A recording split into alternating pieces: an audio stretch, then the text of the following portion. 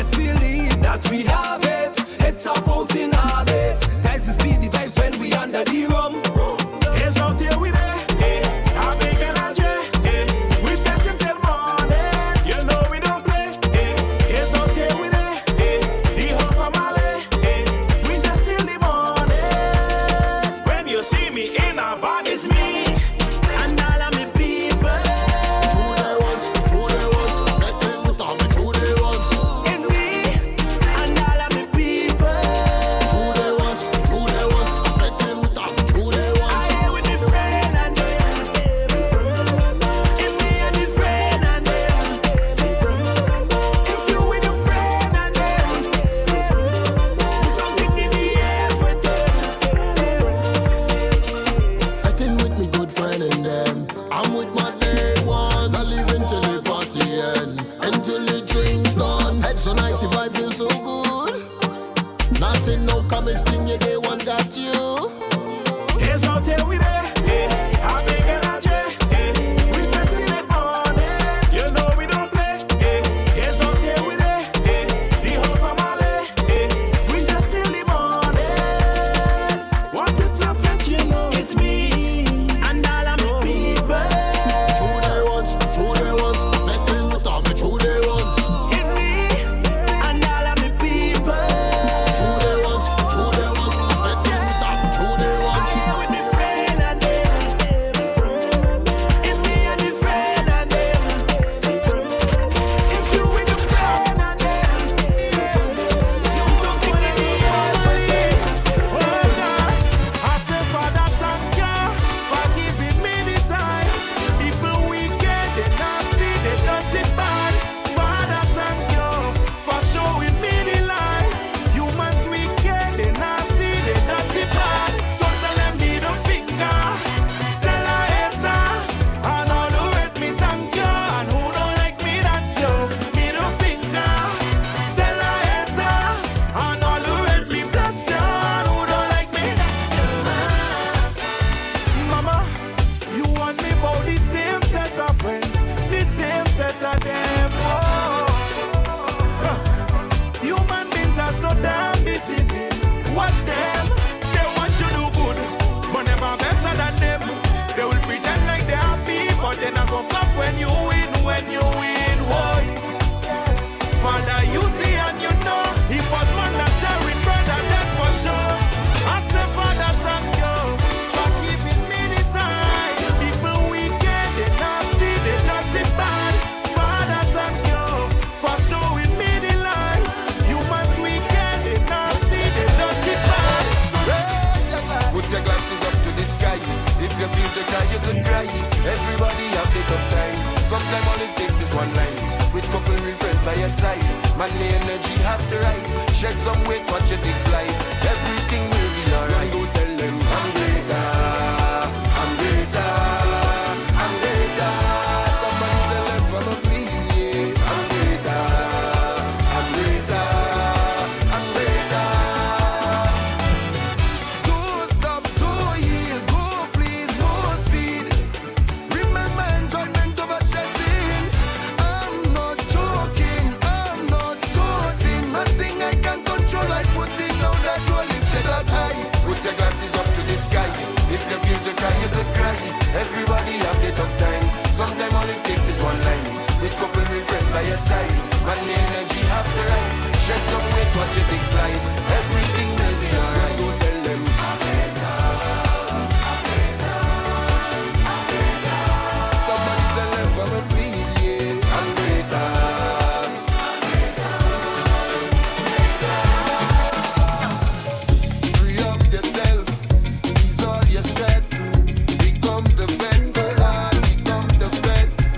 Like a taking time, is each and as its purpose. But for now, time to focus, take that to So let me say some good mornings. Sonia Charles, good morning to you. Mary, good morning. Bernadette, my darling, good morning to you. Sanche, good morning.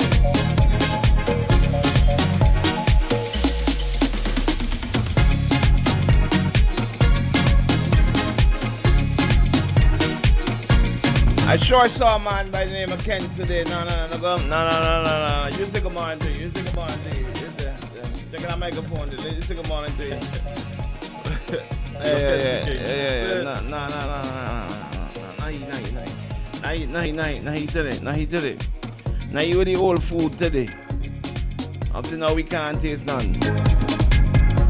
Good morning to you, Whoop. Man, good morning to you. Welcome inside the Power Hour, the Bacchanal Hour. It's Monday morning. Let's get your week started. How was your weekend, Shady? It was great. Yeah? What did you do on the weekend, buddy? Fishing. Nothing. You went fishing? And a boat cruise yesterday. You had a boat cruise yesterday? Yeah. Pumpy, I hope you're listening, eh? Where did that boat cruise go? Where the boat cruise went, buddy? Are you inviting me? Down the Leeward Coast. Down the Leeward Coast? It was good? Yeah, man. Alright, okay. We got so many things to tell you about this morning. Hey, don't forget, this morning we got council at 7:45. We got Mr. Weeks at 8:30. We got Dr. Richards at 9:45. We got some calls coming at 10 past 7. We should be getting a call. at 10 past 7. We got all who vote for Labour. And now a ball. After 9 o'clock. We got all that this morning and so much more. And let me tell you, hey, listen, Max Pizza would like to inform the general public that they are closed for business. They look forward to serving you from the 26th of September. That's when? That's this week? 26th. This weekend? Yeah. From this weekend. Yeah? From 12 noon. Yeah, remember that. Max Pizza. Yeah. So Woodsy had his birthday bash. Huh? Tomorrow the 26th? So Max Pizza will open from tomorrow. Let me go back there. And remember, from tomorrow, you can have Max Pizza and Kitchen Beckway introduce Vinci Pizza Delivery. You can have your pizza delivered to you. All you do is that from tomorrow you can make that call to Max Pizza and place those orders from 10 p.m. up to Thursday. All right, 10 p.m. Thursday. That's the cutoff date. Or you can WhatsApp them at 528-1854 between 10 a.m. and 10 p.m. or the restaurant line at 458-3474 between 3 p.m. and 8 p.m. All orders would be delivered by a Max representative the following Friday. So if you place that call today, today, you will have your pizza delivered to you at the wharf on Friday from 5:30 p.m. when the Beckway Express comes up. So, you got to check that out, yeah? Listen, important notice. But I just had to think, but what the hell are you in there, dog? But what the hell? I remember time to say doing a thing parade, and one gush of wind come and blow the whole paper. And he said, but with the, I had the, but what like rain? That ain't gonna happen to me this morning. I just had flow day line up to do, but it just disappeared. So sorry about that. Let me ask some answers for me, please. Hey, listen, embrace the future of education with KCCU EdTech. Head back to school hassle-free with financial support from $3,000 to $5,000. Yeah? Enjoy super low interest rates and manageable monthly payments. Invest in your dreams today. Pave the way for a brighter tomorrow. Yeah? That's from KCCU. Yeah. Well, it's 10 past 7 and I wanted to get into something, but let me take the call. Good morning. Morning, Yeah, and I think I'm gonna call Audie boy because last week I tried call and by the time you look, I run out of time because I have me work to do. Okay, buddy. So I figure let me call you Audie because I couldn't get in last week. Morning, Bones. Morning to everybody. Sherry. Yes, Spencer. Morning, buddy. Morning. Well, listen. I was listening to one of your programs last week, right? And that is why I was calling. Mm-hmm. And I wanna start out Bing, okay, by making by announcing two quotes here. And I want people to pay attention. This is from a gentleman who everybody in St. Vincent know about because we named a highway after him, Nelson Mandela. And Nelson Mandela, one of his quotes, it goes this way: fools multiply when wise men stay silent. Nelson Mandela. Listen to it again, folks. Fools multiply when wise men stay silent. Now, Bing, I've coined my own term. Okay? And I mentioned this to the PM back in 2015. 2015, and he totally agreed with me. Listen to this, folks. I coined this my own term. It is easy to hold on to power. It's how you use it when you get it will determine whether you keep it or it goes from you. And there are many different ways you can lose that same power. Listen again. Wow. It's easy to hold on to power. It's how you use that power when you get it will determine whether you keep it or it goes from you. So I listened to you last week, and you had a lot of important questions. I don't know if many people know how governments really run. You understand? I sometimes it boggles my mind and how people can sit down and think for a minute. It's like, how do you run your household? You run your household based on the income that you get. And the bank would lend you some money if they think you could meet your payments because you want additional stuff that you think you need in your life. Whether it's material things, whether it's health care, or whatever it might be. Right? You agree with that, right, Bing? Certainly. That is how governments run. Basically, it's how much you put out and how much you get back. And you are asking the question, the main question you ask, right, is how is the NDP going to pay for all these things that they say they're going to do? Bones, careful enough. That thing. You see that? And that you see that? No. Go ahead. You go ahead.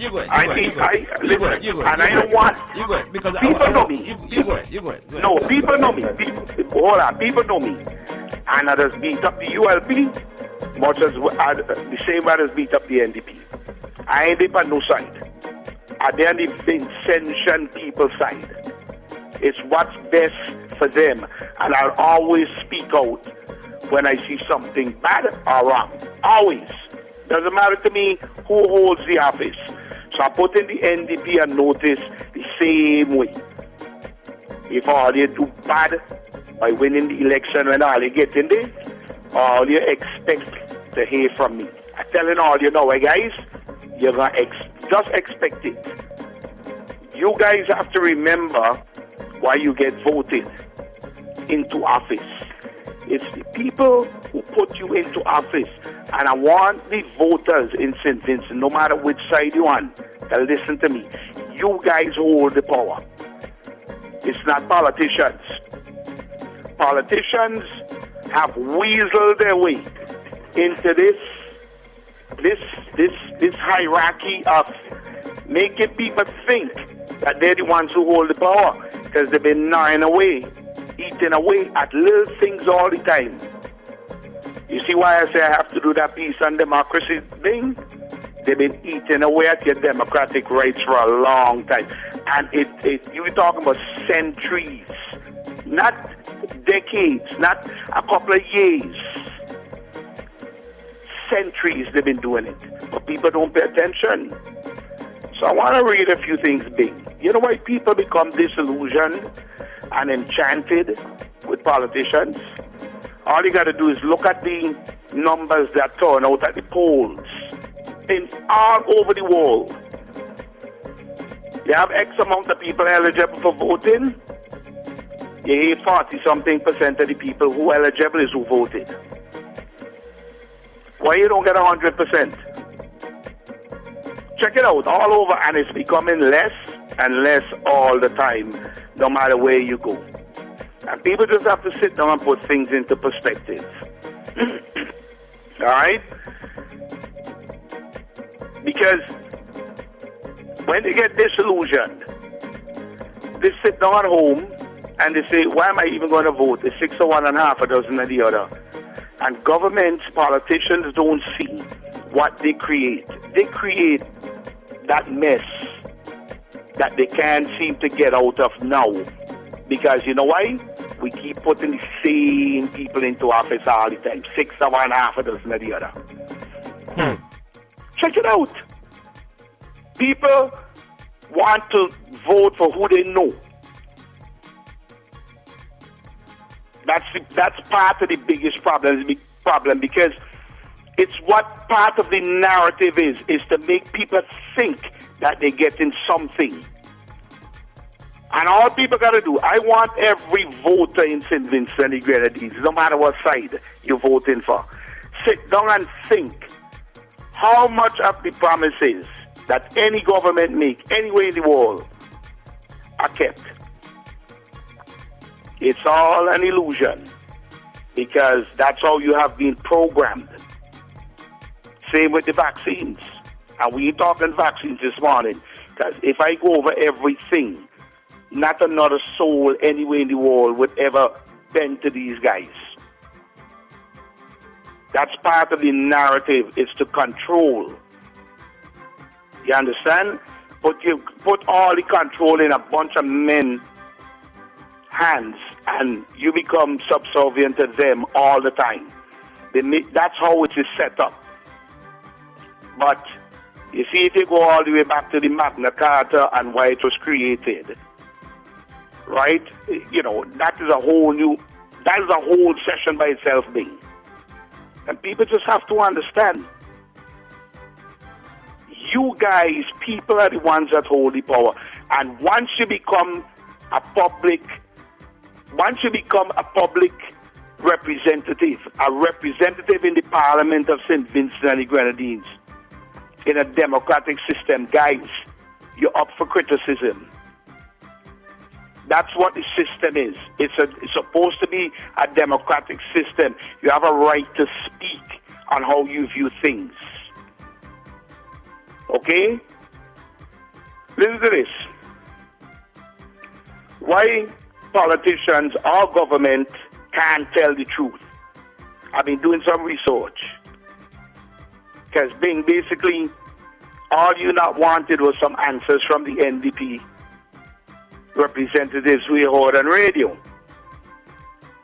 It's simple. How are you going to pay for all these things? Tell me. You know one of the biggest problems with governments? Check it out. If you want to hear people rant and rave, let government say they're going to raise income tax. I want you to listen to me very carefully. Let government in any democratic country say they're going to raise income tax. It's steady leaks. Bickering here, bickering there, bickering everywhere. Guess what? They'll find other means to get the revenue to try and keep some of the promises they made for you. Let me give you an example, Bing. Canada, they raise income tax in a long time. But guess what? They keep putting taxes on every other little thing that you don't see.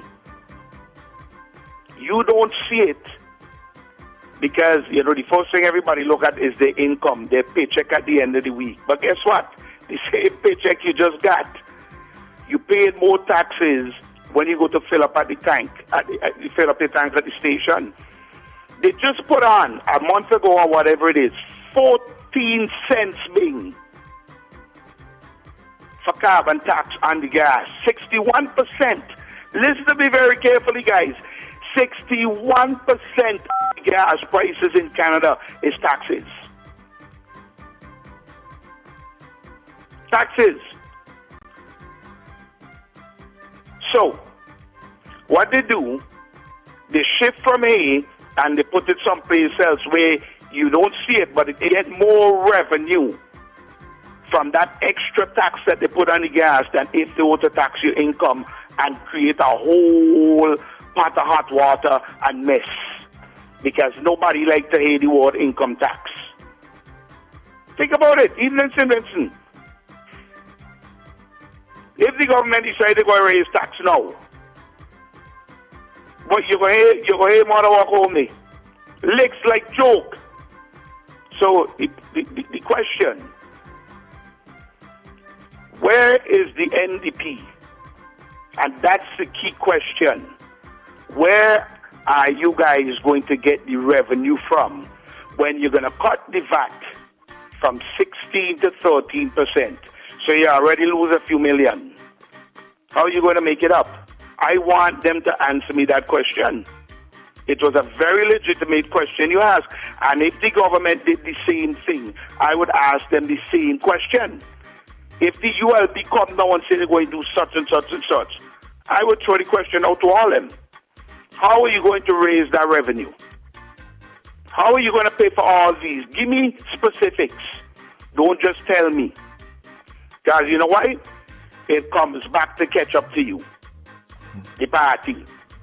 You've made all these promises and you didn't keep even 50% of it.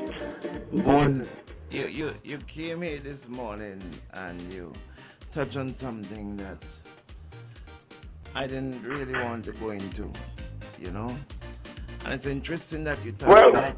It's interesting that you touched on it. Hey, you know what? I tried to get in last week, I can tell you. And this is why I called so early this morning, 7:10. I want to make sure I'm the first guy to call. You understand? Because I couldn't get in last week no matter what I did. Because I only have a certain length of time to get in. Yes. But I got my business to run. But Bones, it's interesting. And you know, I don't want to talk about what is happening since I asked those questions. You know, Bones, I have told 5 people, right, what has happened. 5 people who are close to me. What has been happening since I asked this question? Questions about how you're going to raise money, the monies to do all the things that I heard that you say you're going to do. Now, I know the CBI program is one of them. Right. The government's civil servants bill at the end of the month is something like $30 million per month. 30 something million a month. I know all that. 30 something million dollars a month. Are we going to have austerity measures? In other words, are we going to cut? But Bing, you have to do something. You have. Listen, we know the policies of the NDP is more conservative. Don't push me down that. Don't push me down that road, please, because you know things happen that you don't know about. Don't push me down that. Yeah, road, well, you know what? If what you saying or what you said on the radio, because you asked a few questions, which are legitimate questions, about how the NDP is going to raise the revenue to do all this stuff. I can't see why anybody would want to get back at you personally. But what is wrong? But what is wrong with asking these questions, though? No, nothing. What is wrong with asking these questions? That's the point, right? I mean, you know, let's say Bing, like you basically giving me the impression that because you ask these questions, you're either getting beat up on your messages, your phone calls, you know, you get interest here and everywhere. So here's the case. You see, so the NDP likes to talk about victimization, right? And all this kind of stuff. So if they're doing that to you, because I know, you know, I'm picking up vibes from what you're saying. If they're doing that to you based on some legitimate questions you ask, how then can you come back now and talk about the victimization that the ULP does? You see the point? Now, radio, TV, media, doesn't matter which avenue or what method, media, right, has a lot to play. in in democracy, media. And when people try to silence, this is, the internet could be bad, but I am glad they have the internet. Me, Spencer Huggins. Because when I do a lot of research, they can call me Google specialist if they want. Same stuff that the kids and them using them laptop and whatever top all they want to call them, where they get information from. The same Google. You can't even go now and buy a set of encyclopedia hardcover. You go to try and get Encyclopedia Britannica, the world's #1. It's like pulling teeth to get a set of hard copy ones. Printed. It's all on the internet. Encyclopedia Britannica is on the internet, and you have to pay an annual subscription so you have access to it. That's what it is. All right, buddy. Bones, you pushed me. You pushed me this morning because. No, but wait. Wait. I want to read something for the people. Basically, why can't government tell the truth? Government are politicians. Listen to this. They can. They can tell the truth, but they usually choose not to. Mostly because there is power in deception. When people prioritize and value the truth too little to care and act against lies. In most cases, the lies are really to deceive its own people and lull them into a false sense of security in hope of creating the security of their government jobs or to get more power and money, concealing the real power behind national security. Governments are a fragile thing. Listen to me, people. They depend on you to put them into office. You have the power, and the more you speak out, is the less power they have. I tell you, the more you speak out, is the less power governments have. You, the people, have to take that control back and don't make governments feel that you vote. And they like to come with the talk, all of them. Well, you vote me now into office to represent you. You know what I would like to see? Instead of just the politicians going into parliament when there's a session, they should have a certain amount of people who can go into parliament and ask questions to both sides while they're in the parliament. From the strangers gallery. No, serious. If it's supposed to be a democratic system, why can't, because the politicians ain't going in parliament to ask questions from what you want or what you ask them. They're going in with their own agenda. They should open up parliament for people to go, just like how you could go in and sit down in the strangers gallery, you should be able to ask a question. You see how they have taken the power away from you slowly? Because they're the only ones who are allowed to speak in parliament. And you put them there. So, let me give you the last part here, boy. Governments are a fragile thing. They only have the power they are given by the people. And the moment people stop believing in them, you remember I tell you about disillusion and disenchantment? Anytime people start to stray and become disillusioned, they only have the power they are given by the people, and the moment people stop believing in them or wanting to work for them, the government lose all power. All of it. What's so legitimate about lying to the public in a democracy where government is supposed to be accountable to its people? You hear that, folks? They're supposed to be accountable to you. Democratic accountability requires their active and informed opinion, and government lying defeats it. So you see why government lying? They don't want your opinion after hearing nothing from you. So they come on and they give you all these promises and they tell you all these lies. Now, I want to know, with all the writing and editorials that people put in newspapers, it take a guy like me, a non-degree university guy, to come out and tell you guys about your democratic rights and stuff. What happened to all the brains that they have down there who got PhD and QFC and what, you name it, all kind of degree. But they're part of the narrative because they don't come on and speak the things that are important to the citizens of St. Vincent and the Grenadines and how it affects them. Tons of people got PhD. Now they're focusing, I ain't saying they shouldn't, but you got all kind of guys with PhD. What they doing? Writing history book and the Gary Funa and the lab books and this and that and everything else. I gotta take a commercial break, buddy. Thank you very much. Boy, I know. But you see the point I'm making? I got you, buddy. So I got just, you. listen, I got you. you have to, people have to put things into perspective. Sit down and think. If the ULP do something good, I'm going to give them all kinds of praises. I did many times. But when they fool around, and they try to take advantage of the people, this is one mouth they ain't going to shut up. They ain't going to stop this one here. And the same thing goes for the NDP. I don't care who's in office, as long as they do what they're supposed to do when they're in office for the people and for them to make a better livelihood for themselves. I don't care how you do it as long as you do nothing illegal.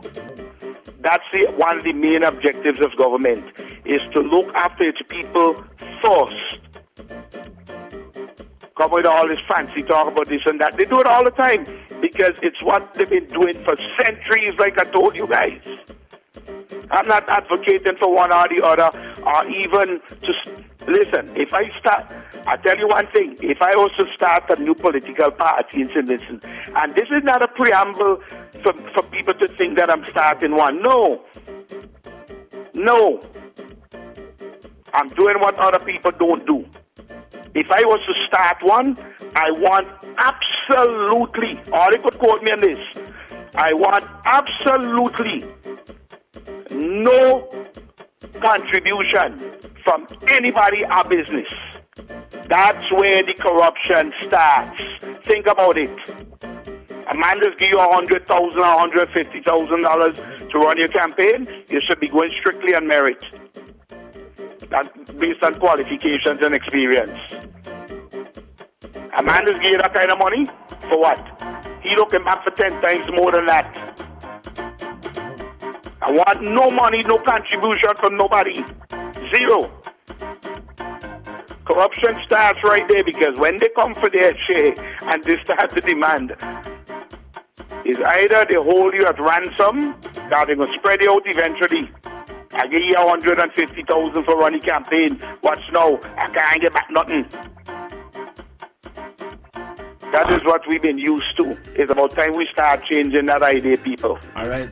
Wake up. All right. All right? All right. Bing. Thank you So- very much, Bones. So in your case, if anybody taking a stab at you, tell them come take a stab at me too. Thank you, Bones. Tell them come take a stab at me too. I ain't in that kind of shit, guys. Sit down and listen, just listen and pay attention.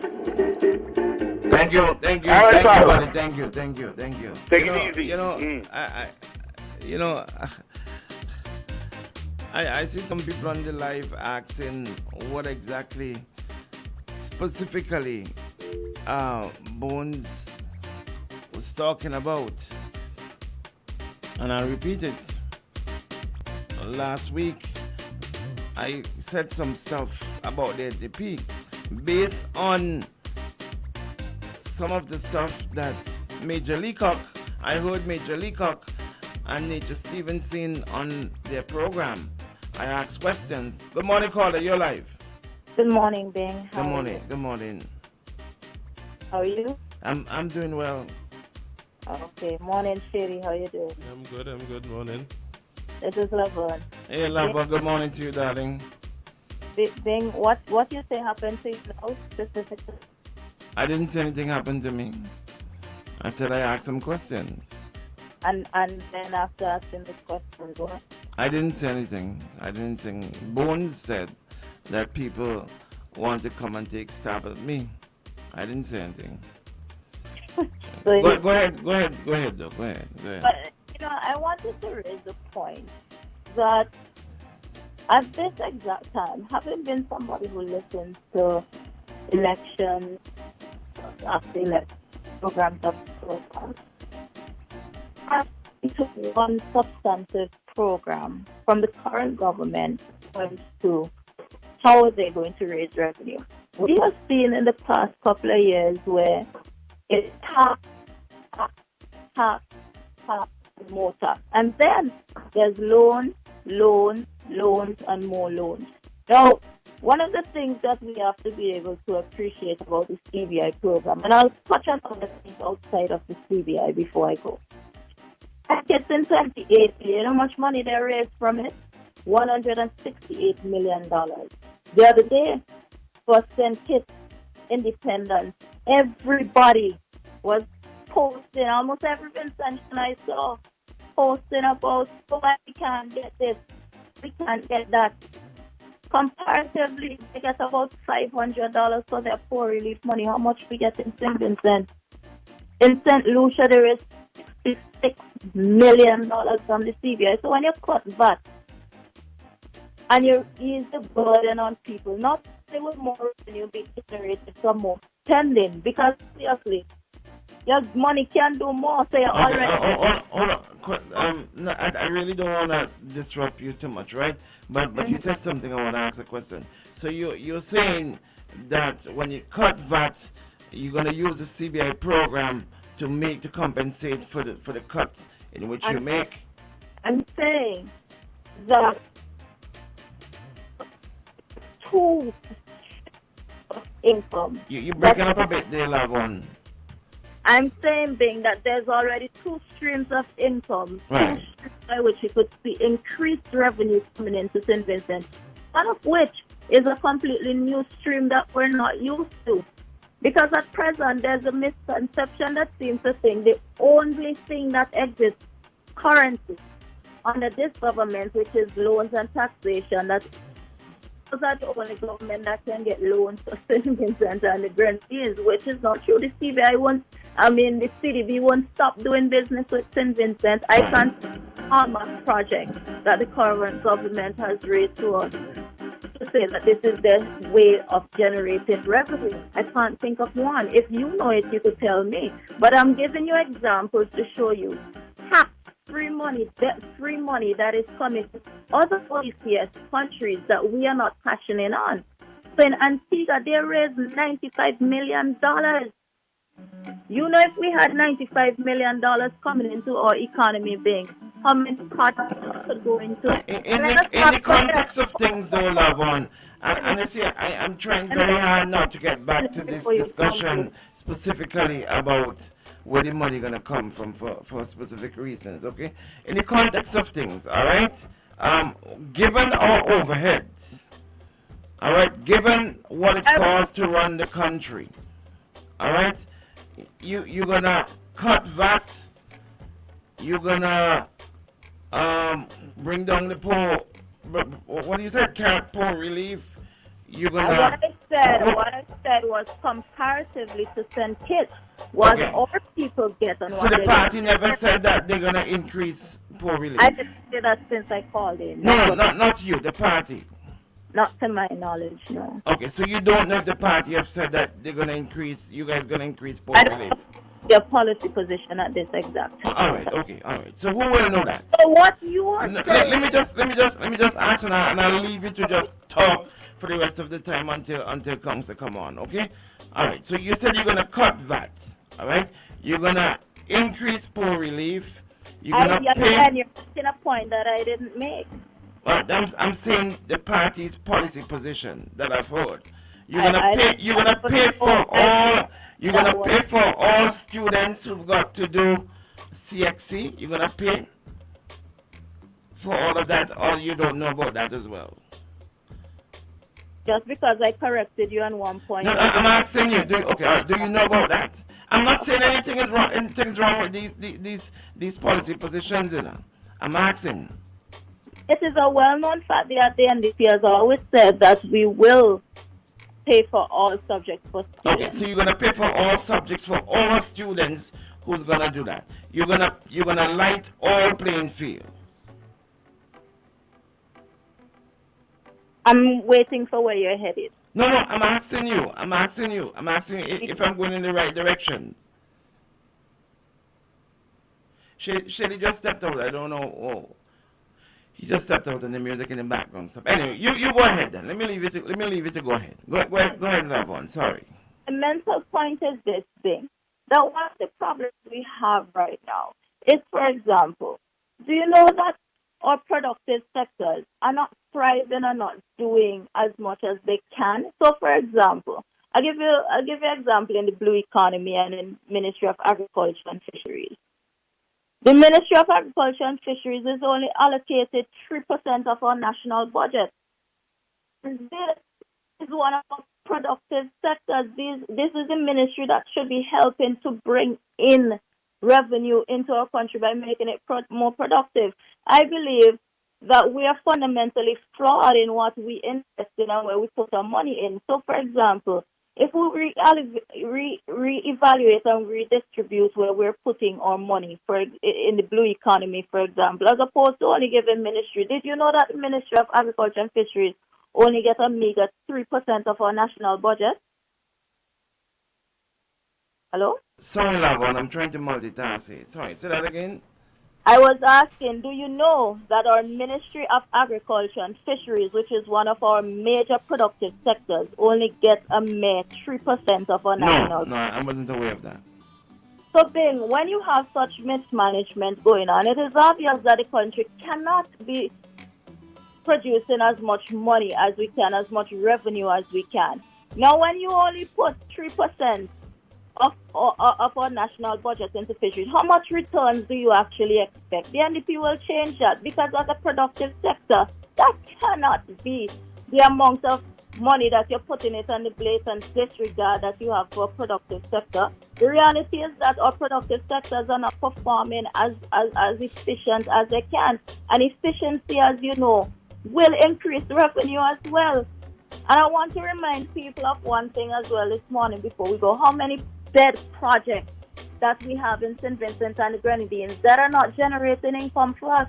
So you think, for example, the fisheries out in Oria that we spent millions on, that is just sitting there doing absolutely nothing. We will make that work. More money will be coming back and more people will be put to work. And in addition to that, you'll find that more people to work mean more people will be contributing to build back up the NIS fund. You find, for example, and people will argue about the Atley Hall Marina. It is something that has significant potential once you reinvest in it and get it right. Sir James Mitchell had a very good vision when he started that. You put more people to work again. All of the monies that we're losing from all of our ferries that are going to Trinidad and these other neighboring islands, that is more money coming back and staying right here in St. Vincent, more revenue generation. I want to remind people again about other investments that we have that totally wasted taxpayers' money. You think of Peter's Hope, the Black Sands project, election after election after election.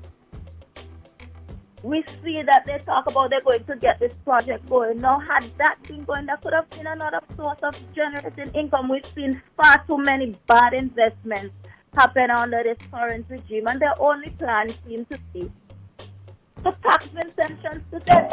You forget back the other day when there was an increase in income tax, in import tax, in the middle of the economic and cost of living crisis, when other people are finding ways to reduce cost of living. In St. Vincent and the Grenadines, our government instead went and increased the cost for every single thing you buy in St. Vincent that is imported. And as you know, we have a higher import bill than export. Most of our food is imported. Most of our car parts, almost everything. Vincentians are finding it hard to survive. Now we need to be able to grow the economic pie. And by doing that, you need to create more jobs. And you need to put all of these projects that were invested in that are just sitting down rusting. We need to make them work. And we need to, as I said, invest more in our productive sectors. You can't be allocated only 3% of your national budget to the Ministry of Fisheries and Agriculture, when in St. Vincent and the Grenadines we have a bigger seascape than Grenada. Yet Grenada is earning way more money than we are in the blue economy. Grenada has less waters than we do. But And someone is asking online, so Lavon is a plan to close down the fisheries operation that's currently I don't understand how that, obtained? I don't understand how that conclusion got from what I said. Can they explain? I don't think I said anything that would indicate that we plan to close down fisheries. What I said actually was that our current Ministry of Agriculture and Fisheries is allocated a meager 3% of the national budget, and that should change because the blue economy, by virtue of St. Vincent and the Grenadines, have a more seascape than Grenada, for example. We should be bringing in more revenue than we're currently doing. But because by measure of allocation, the current government that doesn't have any vision is not putting sufficient money into fisheries, we are not generating the amount of revenue that we can. Okay, all right. Thank you, Lavon. Thank you for your input. I hope this morning that I helped to bring some light on some of the ways in which we can do better. Yes, thank you. Thank you for your clarification and your input. Unfortunately, one of the reasons why I was multitasking is I was talking to Council on my WhatsApp, and he is indisposed this morning, and he won't be able to make it in. I think he's preparing for a matter in court or something like that. So that's why I was like, my mental space was all over the place. And I apologize to you, Lavon, because I didn't engage you in the way that I should have or that I wanted to, because I had to be talking to Council while you were making your contribution. But you know, and if there's anyone else who want to call, you can call 4511069. All right, because Council will not be on this morning as he is indisposed. All right, he's messaged me that he will not be available this morning. He will be tomorrow morning. Good morning, caller, you're live. Good morning, Brother Bing. How are you? Good morning, I'm okay. Let me make it clear again. Last time I spoke to you about Jomo Thomas, I love him very much. I went to him and I said to him, Jomo, we need you. And after when he went and became speaker, I lost interest. Because for me, we need somebody that could stand up against Mr. Gonsalves. I just want to thank you for being one of the persons. I'm not a hypocrite that literally would criticize the NDP. I started to criticize them after I used to play the game, to go very silent on them. And what has happened? It has cost us 5 elections. And when you listen to the young lady, she's very out of touch with how economy works. You cannot Bing. I'm not talking here about Honey, Hate Friday and Leacock. You cannot. I spoke to Anna and Yusuf many times. You can't take anything off of that right now, because right now the budget is short by 500 million. You're going to literally catch-trap the economy and you're going to shut it down. And it tells me that Dr. Friday doesn't understand how the economy works. I am looking in front of me finally. I'm going to be shocked. Nobody voted for you. You are either a politician or an attorney general. That's disrespectful to the attorney general. You need to apologize to him. I've been very critical of the attorney general. But who voted for you, Mr. Litcher? Look at the reality. And what do you think you're better than him when you literally win in your, because if you run independent, you can't win. And when you got him, don't you think he might have some children or somebody that can need the vote? Right. This is why, I'm only saying, my brother. Ms. Hamilton, Let me just know, I'm very short. I am saying that the NDP, all of them, Nature, Friday, Leacock, need to understand that they've given away and they're going to give it. All of them need to resign. Every one of them need to resign now. Because they don't understand politics. Thank you, Mr. God bless Hamilton. you. Thank you, God bless you. So I'm seeing Council backstage, so let's try and get him in this morning. Shade, let's be a bit smoother. There's nothing happening in the background, so let's go. Please bring Plain Talk. Plain Talk with Jomo Thomas. So much things to say right now. All you talk now. On OMG.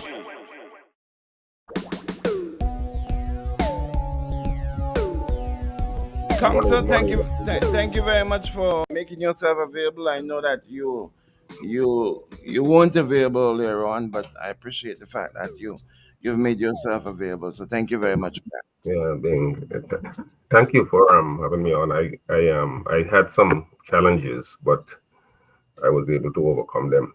Bing, I want to talk about. We have talked about the issue of mental health issues in St. Vincent for many years, and more than once, myself and other people have come on here and talked about um, what I perceive to be a mental health crisis, which was made worse by the policies of the government beginning in 2021 around the COVID pandemic. But that came to a head, I think, or came into sharp focus last week in the High Court, where Justice Brian Cottle had occasion to sentence a young man who, in his very short life, had three very important, well, not important, very serious criminal charges. And the authorities, when he was first seen by a psychiatrist, the psychiatrist had informed the authorities that they shouldn't even bother to do an electronic interview with him, or they should not do an electronic interview with him because he was clearly out of his mind and he was not fit to give the necessary responses that police officers may ask him in regard to the crime for which he was arrested. In the court last week, Justice Cottle, in sentencing this young man for murder with diminished responsibility, had occasion to talk about the fact that there's just a serious problem relating to the assessment of prisoners who are brought into the criminal justice system. In fact, at the close of two assizes ago, there was some indication that there were close to 50 persons incarcerated who are awaiting psychiatric assessment. And the unfortunate thing is that there's no resource available. There was, as you may have seen from some of the reports in at least on electronic media, particularly Eyewitness News, there was a psychiatrist who was brought in here some time ago, and apparently the psychiatrist left the job after only about 2 months. And one of the reasons offered was that the workload was so heavy that the psychiatrist probably thought that there's no way you could have put the head around all of the difficulties. Sorry to interrupt you, Council. This is not the first time I'm hearing a psychiatrist leaving the job in St. Vincent. No, it's not the first time at all. It's not the first time at all. I mean, psychiatrists come and go all the time. What I find absolutely I don't understand it is where we train a lot of people. We have trained probably close to 100 doctors in the last 20 years, at least 50 doctors.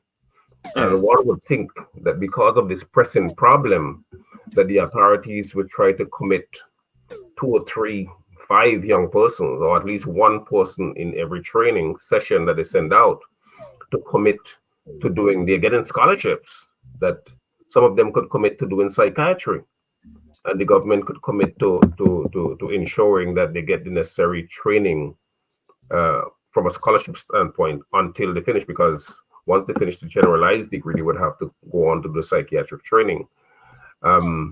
But that has not been done. We have not trained. I have not seen anyone come back saying that they are a trained psychiatrist, and that really presents a problem for us. If you have people awaiting trial, and a lot of them are awaiting trial for homicide, then that's a major problem, because you can't try them if they have not been found fit to contribute to participate in their own defense. And this problem is just mushrooming. And to hear that we have a psychiatrist who came in recently, and then that psychiatrist left unceremoniously, it says something about our own administration, how things are being done here. But there's a huge problem. I mean, we talked about the young man Aaron Butte, who was incarcerated for 7 months about 4 weeks ago, and clearly he had demonstrated some psychiatric difficulties. Walk into the home of someone in kindergarten, asking, hoping that this family could take him in to live with them. But the court didn't think that he had any kind of psychiatric difficulties, although it seems to me the report, which was in the media, was dripping with some indication that this young man might have been challenged, might have been troubled. So I don't know what we're going to do with this thing, but maybe psychiatric problem, mental health issues don't ring home in the same way as other problems that we have. I know before, people are always in denial as to whether somebody is really challenged from a mental health standpoint. I remember growing up, you would hear the elders say, well, there's nothing wrong with Bing. What Bing needs is a stiff kick in his backside to bring him back sane, or some such thing that they would say. You hear people say all the time, oh, he's not crazy, he's just pretending. But you see, if you have trained psychiatrists, trained, experienced psychiatrists, such a trained person would be able to tell us whether somebody is faking or not, because you have to be really, really good to fake something like that. And when the psychiatrist does all of his indicators, he or she would come to a conclusion as to whether you are clearly mentally challenged. But in St. Vincent, we don't have that, and I'm not so sure it's a priority. Part of it, we don't see the children of the middle or upper classes, or middle or upper class people generally, walking the streets, evidencing any kind of mental illness. Part of the reason for that is because if the child or someone who is of a higher social status becomes challenged mentally, they may be able to ship off to one of the neighboring islands, or to some in Canada, or the United States, or to England to get psychiatric help. But it is the poor, the people who are vulnerable, people who are the low economic part of the ladder, part of the social ladder, that end up being on streets and really, really experiencing a lot of difficulty.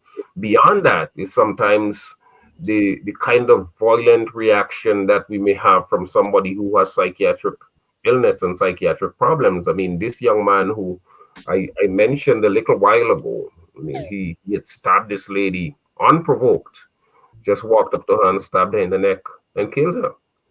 And even before that, he had some difficulties where he had walked up to a young man going to school one morning and chopped him. Wow. So I want, we got to go to the top and come right back, but I want to ask you a question that maybe you can answer when you come back. Sure, and I'm sure. asking you to speculate, as to why are these psychiatrists that we have, they come and go, like they just come and go, just come and go. Why is this happening? But let's go to the top and come right back. All right. Sure.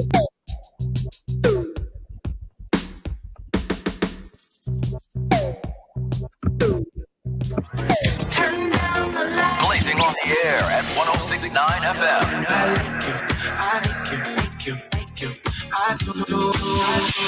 What does this button do? Lord, have mercy. On your phone or device at tunein.com, or on Instagram, Twitter, Facebook at Boom SVG 1069.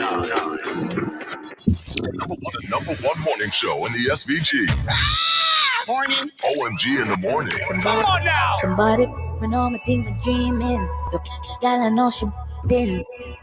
You're too insecure up in all your feelings. And what you mean you want to When you leave me? expect me for dust, would I do anything for ya? Baby, I'm sure I can't do this anymore. Yo, me shoulda cried. So I hate it. Me shoulda loved.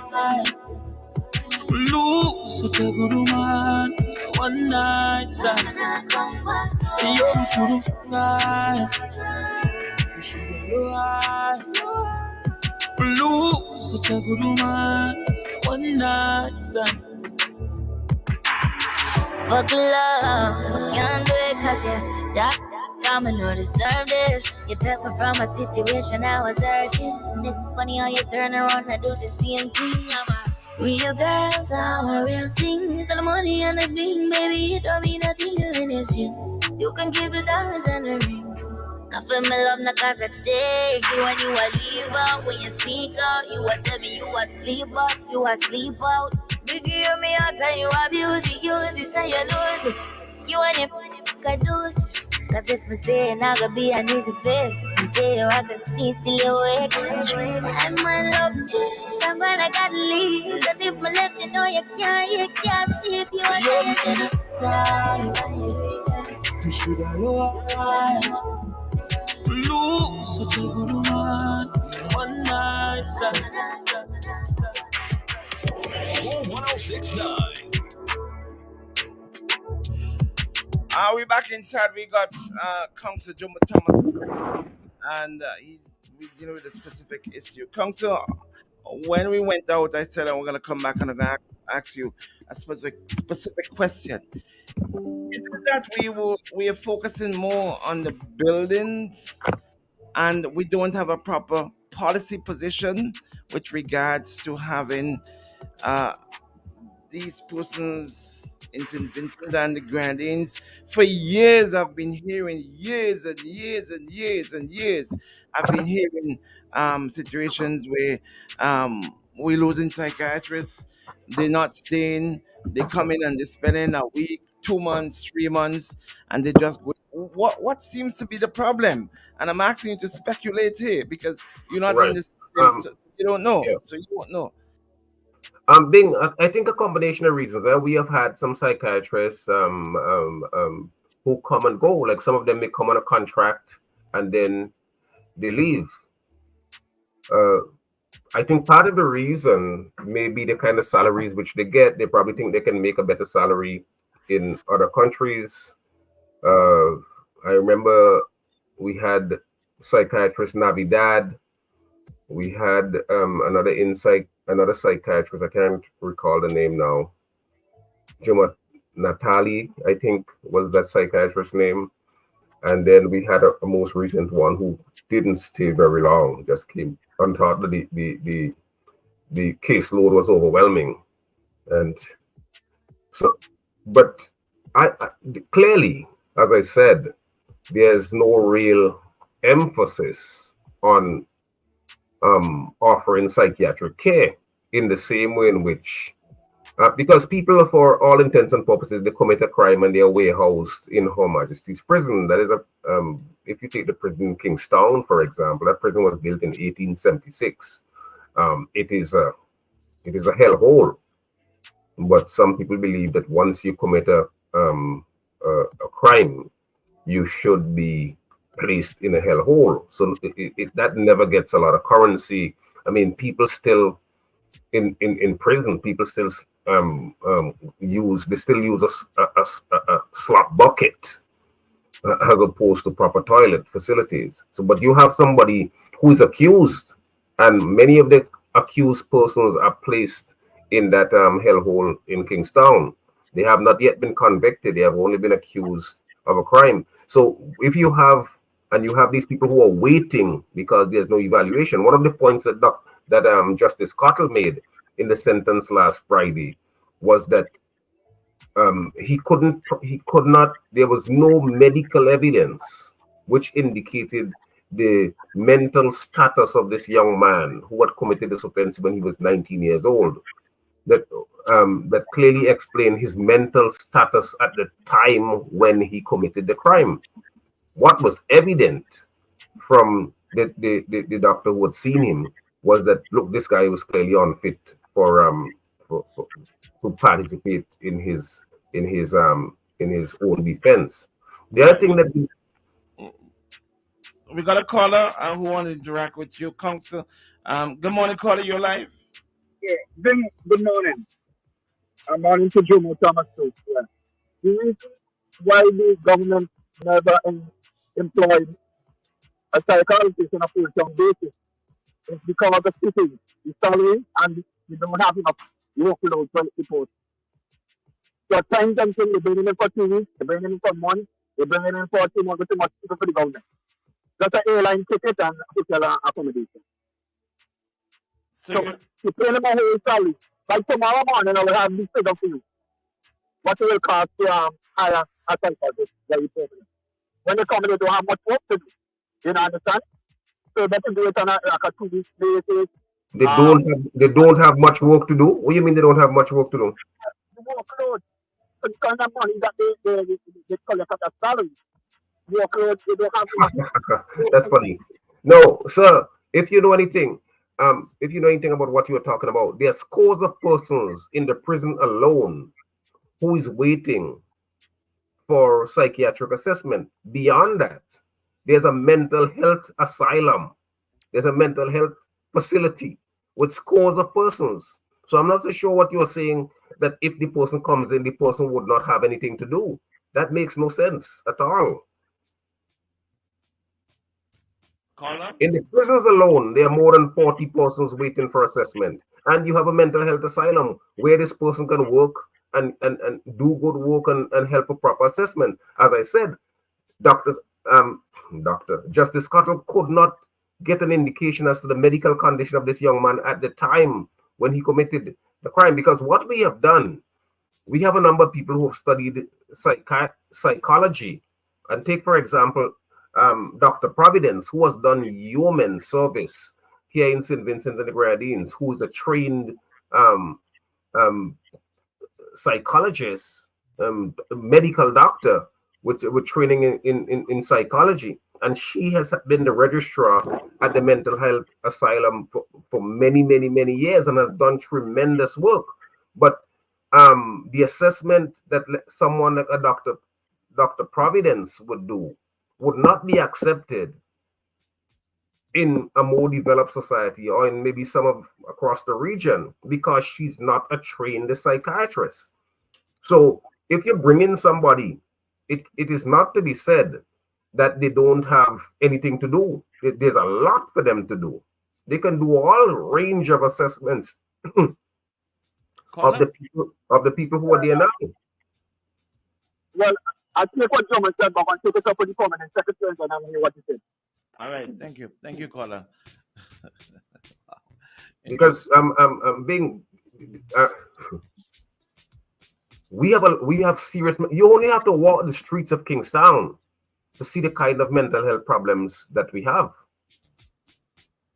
You have it, and we have the situation recently where we had a young man who was sentenced on Friday, and basically the court properly sentenced him to the pleasure of the court. So he would come back. You know, he would come back in about 3 years for assessment, and then if he feels it, then he would come back for another 3 years, because the court had no way of testing it. It ordered that he be treated for some of his condition, but the court had no real way of saying what he was and so on. So you on with Council? Good morning. Good morning. Good morning, Bing. Good morning. Good morning, the big bad man of radio. That's you, Council. Morning, Council. Morning, Council. How you doing? I'm doing good. Yeah. Council, when I read it, when I was reading an eyewitness article, and I'm saying, but we have to be crazy in this place. The psychiatrist say, I know crazy. And when I see this amount of work, this is crazy. Imagine you have a person on remand since 2005, and they can't get a case called yet because they're seeking a psychiatric evaluation which has not been done. No, well, that's not really true, because the man I happen to represent that gentleman, and he was tried twice already, and on both occasions he appealed his conviction, and on both occasions the Court of Appeal upheld the appeal. I mean, the Court of Appeal squashed the conviction and upheld the appeal. What that meant is that he had to be tried for a third time. I got to tell you that most often across the region, while it is legally possible to try somebody a third time, the court tend to frown on it. But this man has been held now, I think he's doing his 23rd year in prison. And the latest thing that has happened is that for the last 2 years, they have said they could not bring him back to trial because the last psychiatrist that looked at him said that he was mentally unstable and could not contribute to his defense. And if you're in court and you hear him go on, you would know that he's mentally unstable. But we have not had a psychiatrist to do the assessment, and the court has ordered one for close to a year now, but we don't have that assessment done, so he can't be tried. The other thing to understand is that it's weird how justice works in St. Vincent, because he has a second charge that goes for homicide, for murder, that goes back all the way to 2005, for which he has never been tried. I mean, clearly that's an abuse of process to have someone waiting in court that long. But I guess the court is waiting on somebody like me to bring an abuse of process claim in the court, where they would simply, the court would uphold the abuse of process, and then they would have to pay the man costs. But I don't know why they do the things that they do. But this is madness.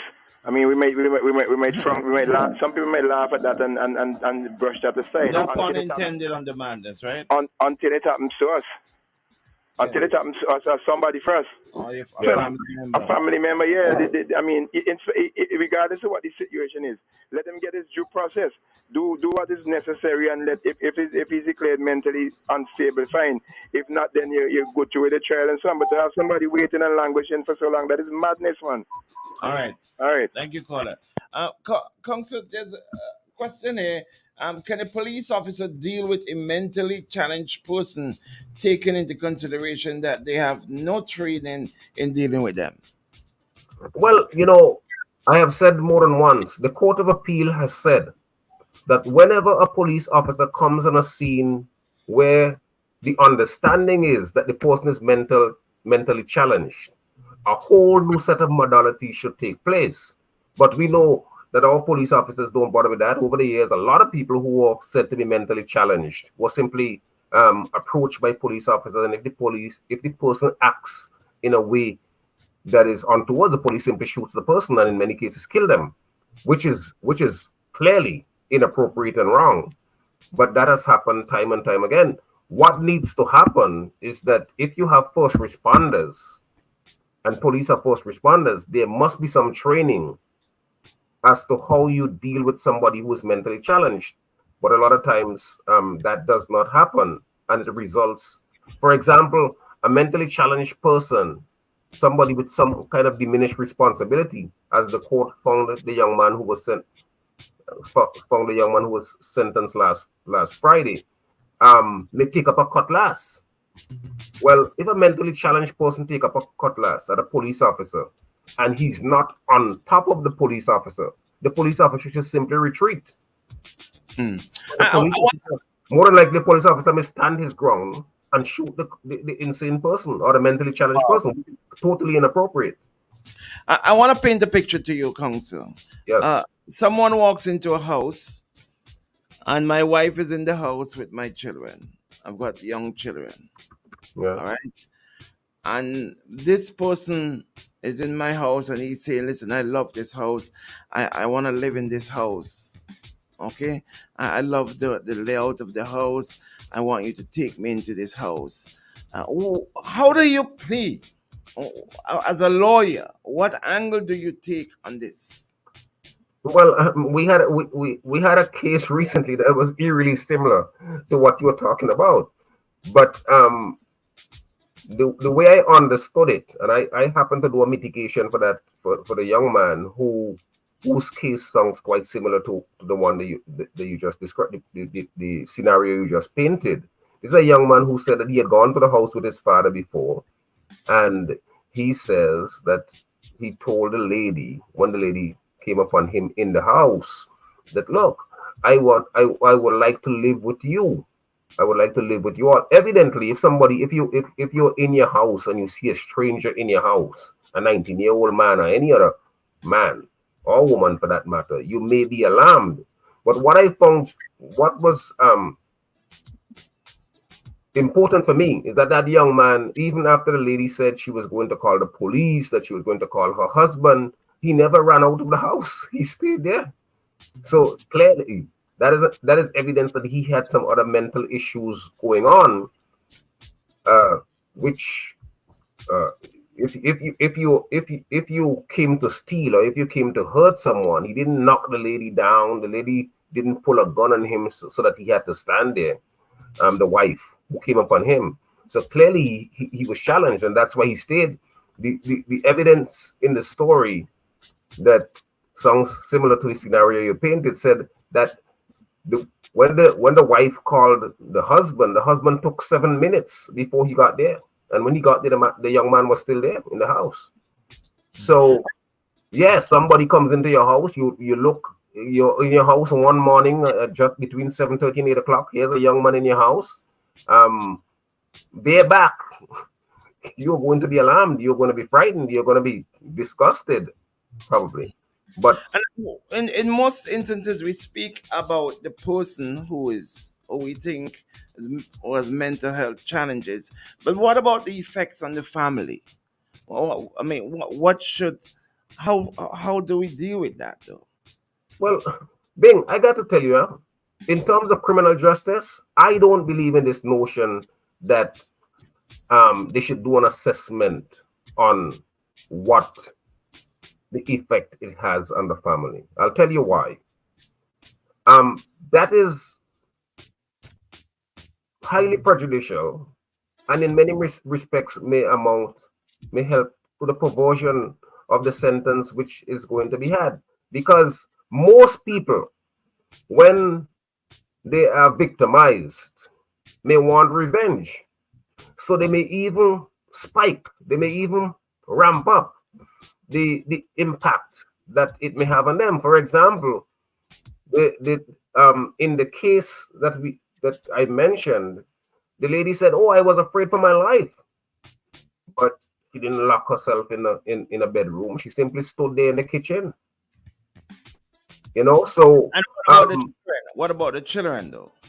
The children, well, the way the story came out, the children, my understanding, never even came out to see the young man. There was nothing in the story which said the children had came out and saw the young man in the house.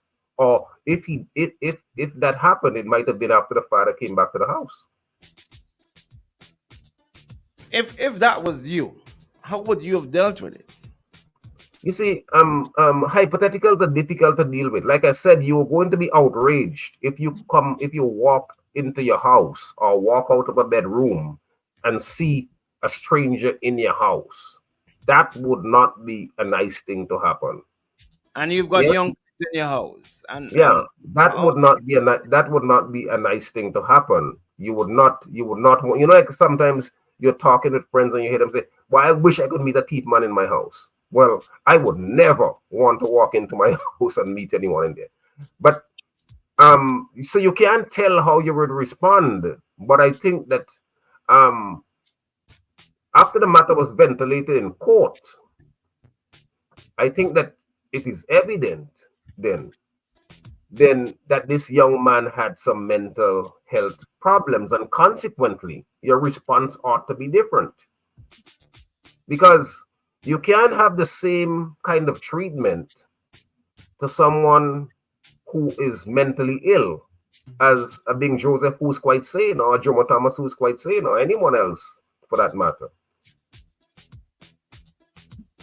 All right, Counselor, just quickly before you go, I want to ask you another question of a story that I saw along the legal line where Justice Cottle summons the head of Braxtra to appear in court because he needed a light bulb change. Now, Justice Scott is my friend. To and a lock change. What do you think about this? Well, I can tell you that Justice Carter should have probably summoned the Minister of Works, because if you go into that courthouse thing, the place is a mess.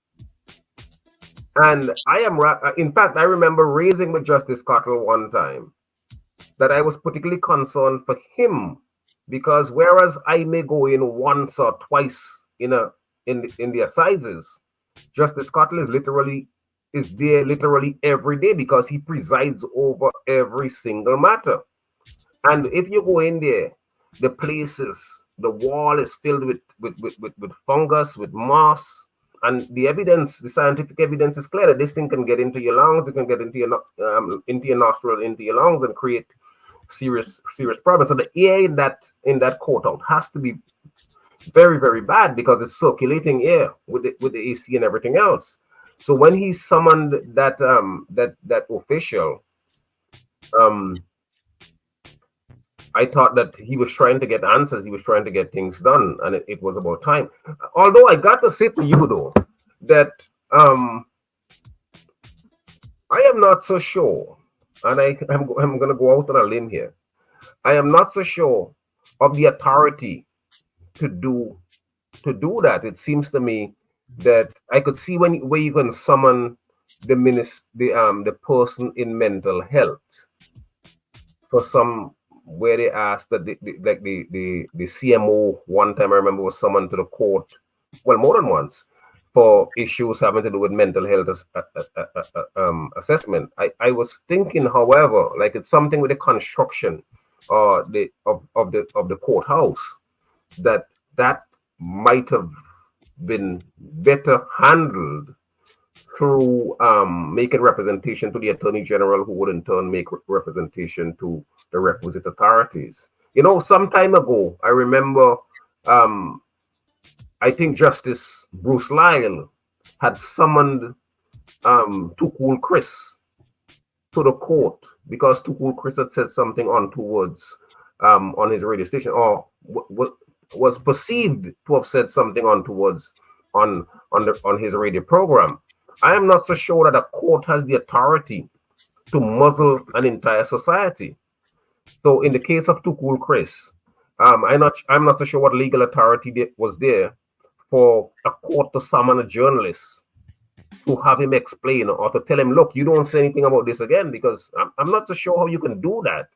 But in the case, and as I said, I am totally in support of that courthouse being fixed. Because I saw recently where I think in Belize, the Crown prosecution attorneys have refused to go into the court in Belize because of the dilapidated state of the court. Well, with that being said, could he have summoned the minister then? Well, that's what I'm saying. I was thinking that maybe it could have gone through the Attorney General. The sad, but I'm sure Justice Cottle probably made that approach numerous times to the Attorney General and the Minister of Legal Affairs and whoever else, and nothing was done. That court is. I mean, they don't even try to fix it. There was a time when the floor was falling in. And I'm not talking about the floor of the parliament. I'm talking about the floor where we stand as lawyers. And it does not, when you consider that millions and millions of dollars are given away, what is the company called? Tankwell, British, and you can't even fix something like a courthouse. You can't do basic patches in a courthouse. You can't fix the windows at the police headquarters in Kingstown. I mean, that's a damning indictment of the people who are administering state affairs in St. Vincent and the Grenadines. By the way, on an out note, I've heard that the courthouse will be moving over to the former Bank of SVG on Bedford Street. Have you heard this? Oh yes, I've heard that for a while. It's probably going to take a time because now they have to retrofit. Now that they have moved out, now that the Bank of St. Vincent and the Grenadines, the one close to the market, has moved into its up further uptown. they have to now retrofit that building to make it into a courtroom to accommodate the High Court. So the High Court may be there probably, if they work with some volition, they may get it done probably by January, the earliest. I don't see it happening before that. Thank you very much, Kongs. Until we meet again tomorrow morning. But Okay? in the interim, attorneys still want to be able to park in the courtyard. Yeah. Nothing's happening with that. I mean, you guys, you had said that. In a month time that would be fixed. Nothing happened. No. Well. You have to go through the court. The trial was done already. We had the trial. We're now waiting on the decision from the judge. So you took the matter to court? Oh, without a doubt. The trial has been completed. We are only now waiting. We're going to win as well. I can tell you that. Who is the we in this case? Well, the I was myself and Zita Banwell were the attorneys.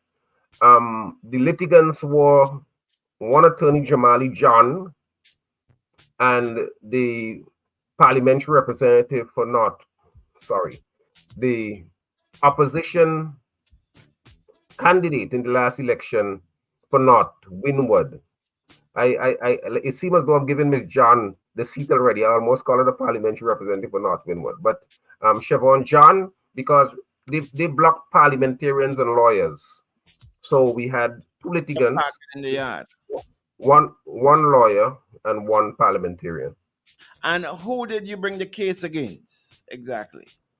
The Attorney General, who represents the government. The Attorney General, and why not the Minister of Justice? No, well, the Attorney General represents the minister, the government. So I mean, to bring it against, it's a case against the government, the state administration. They're the ones who block lawyers and parliamentarians from in there. So we named the prime minister. The prime minister was one of the defendants in the case. That's what. Did you call any of them to the stand? Did you call the prime minister to the stand? No, in judicial review matters, Bing, it is not often that you have cross-examination of witnesses. You only do that in times when there are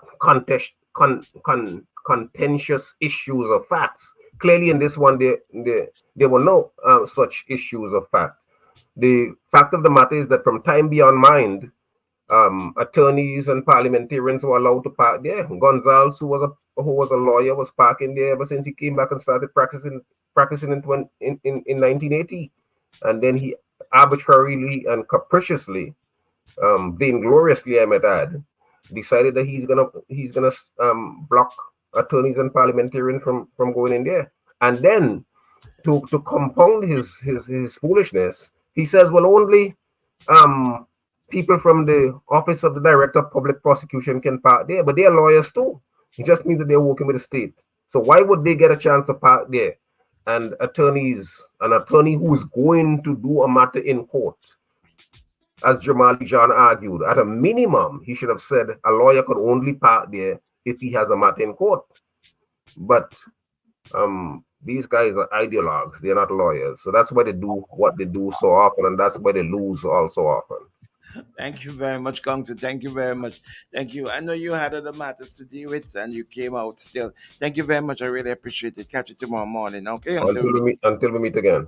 I tell you what, we're going to take a quick break. We'll come back with our next segment right here on OMG in the morning. So let's take that break and come right back. Don't you move. St. Vincent and the Grenadines. Join us for a Sandals Resorts Job Fair, September 26th to 29th, 2023 at Kingstown Baptist Church, opposite Gardens Gate, Old Montrose, from 8 a.m. to 3 p.m. daily. Explore careers in food and beverage, administration, weddings, landscaping, engineering, sales, water sports, rooms, entertainment, and more. That's the Sandals Resorts Job Fair at Kingstown Baptist Church, Old Montrose, September 26th to 29th. Please bring your resume, ID, NIS, and 2 passport photos. See you there. Check us out on Instagram at Life@Sandals for more details. Introducing Hotel Alexandrina's Culture Bar and Grill, the ultimate destination for relaxation and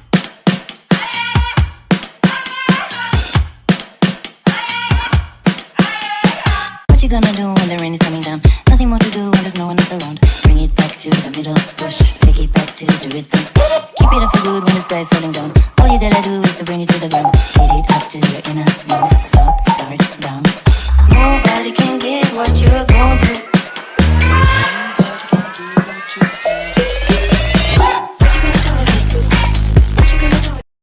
Bar and Grill, where flavor.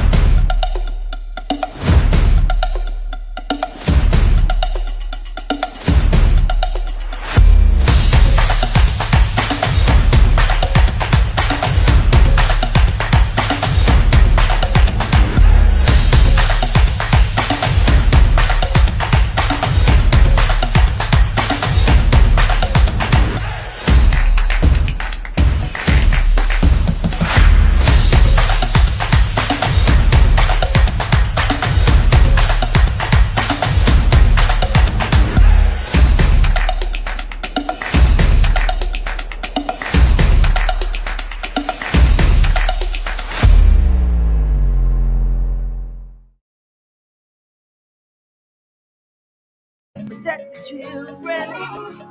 Yeah. Don't be afraid to speak up. Teach the kids their rights.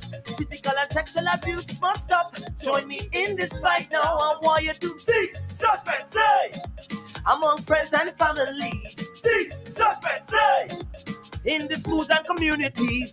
Children are the future. They depend on you.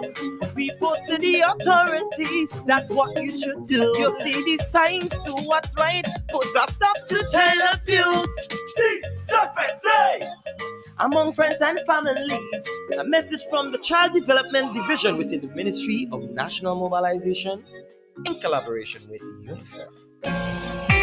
More family fun days are here. It's time for movie marathons, living room camping, sweet treats, and outdoor fun. At Quartz, we have TVs, appliances, outdoor furniture, grills, pools, and everything you need for a family holiday. Shop today with no cash and pay. Isn't it good to know that no matter where you are, you're covered? Covered by a company owned by Vincentians that understands your unique insurance needs. At Metrosint General Insurance Company, we've invested 50 years of service to guarantee that you have the peace of mind that you deserve. When it comes to motor vehicle, property, employer's liability, business insurance, and much more, we've got you covered. Our professional and friendly staff understands your needs and ensures you understand your options. Metrosint General Insurance Company. Heineken Fridays inside Pier 1. Listen every Friday. Look up for the sexy Heineken ladies. Action stars. This is Locally Made. My name is Jillian Crookshank. Join us on IKTV channel 112, where we premiere and air Locally Made, a program featuring locally made produce right here in St. Vincent and the Grenadines. We'll show you how it's made and how it is done. Remember, every Thursday, 8 p.m. on IKTV channel 112. Heineken. The National Lotteries Authority introduces the Lotto app for all Android and iPhones.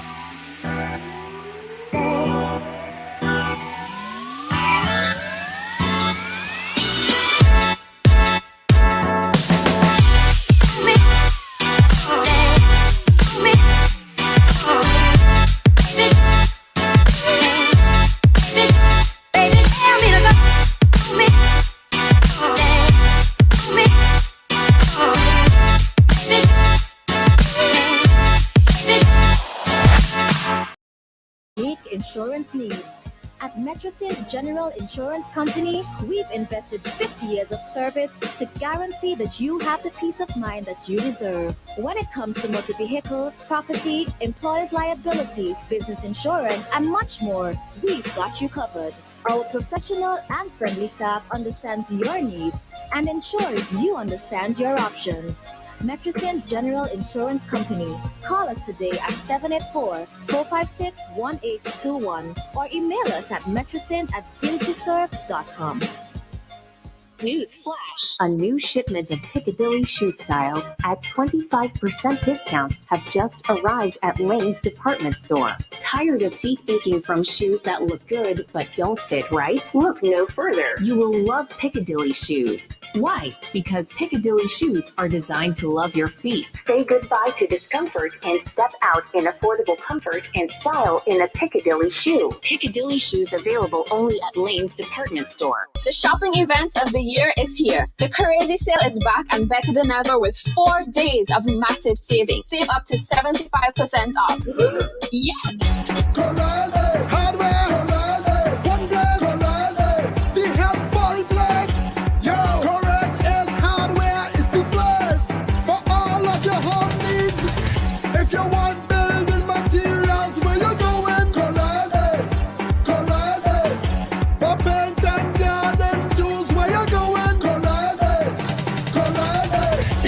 Cables, find that at Corazes. We have everything for your home at Corazes. Located in Kingston, located in Annisville. Pembroke, Diamonds and Backwell. Shop at Corazes. Hardware Corazes. Helpful Blaze Corazes. Fun Blaze Corazes. Corazes. To identify details in black and white. Paladin SVG Inc. alarm solution is second to none. We offer intrusion alarm systems, security radar, active infrared beams, and emergency alarm systems. Get perimeter protection for your premises. Active infrared beams protect large areas. Our radar video linkage solution sends data to PTZ cameras for active target tracking, so you can take immediate action.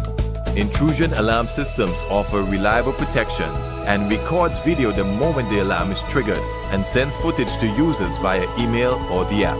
Intelligent alarm systems mean you can control your home from anywhere in the world. Find out more at Paladin SVG Inc. at telephone number 784-457-7241.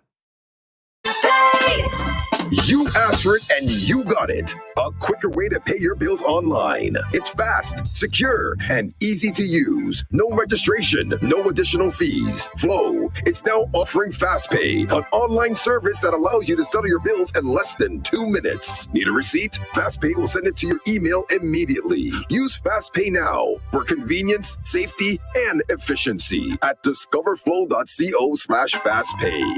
So FastPay. 2 minutes and you're on your way. So FastPay. So FastPay. Flow is keeping you connected. Picture this. You and your squad at the Honestville playing field decked in national colors. The Vinci team has you at the edge of your seat. Could this be the goal that gives them the win? And just like that, it's pandemonium in Honestville. They score!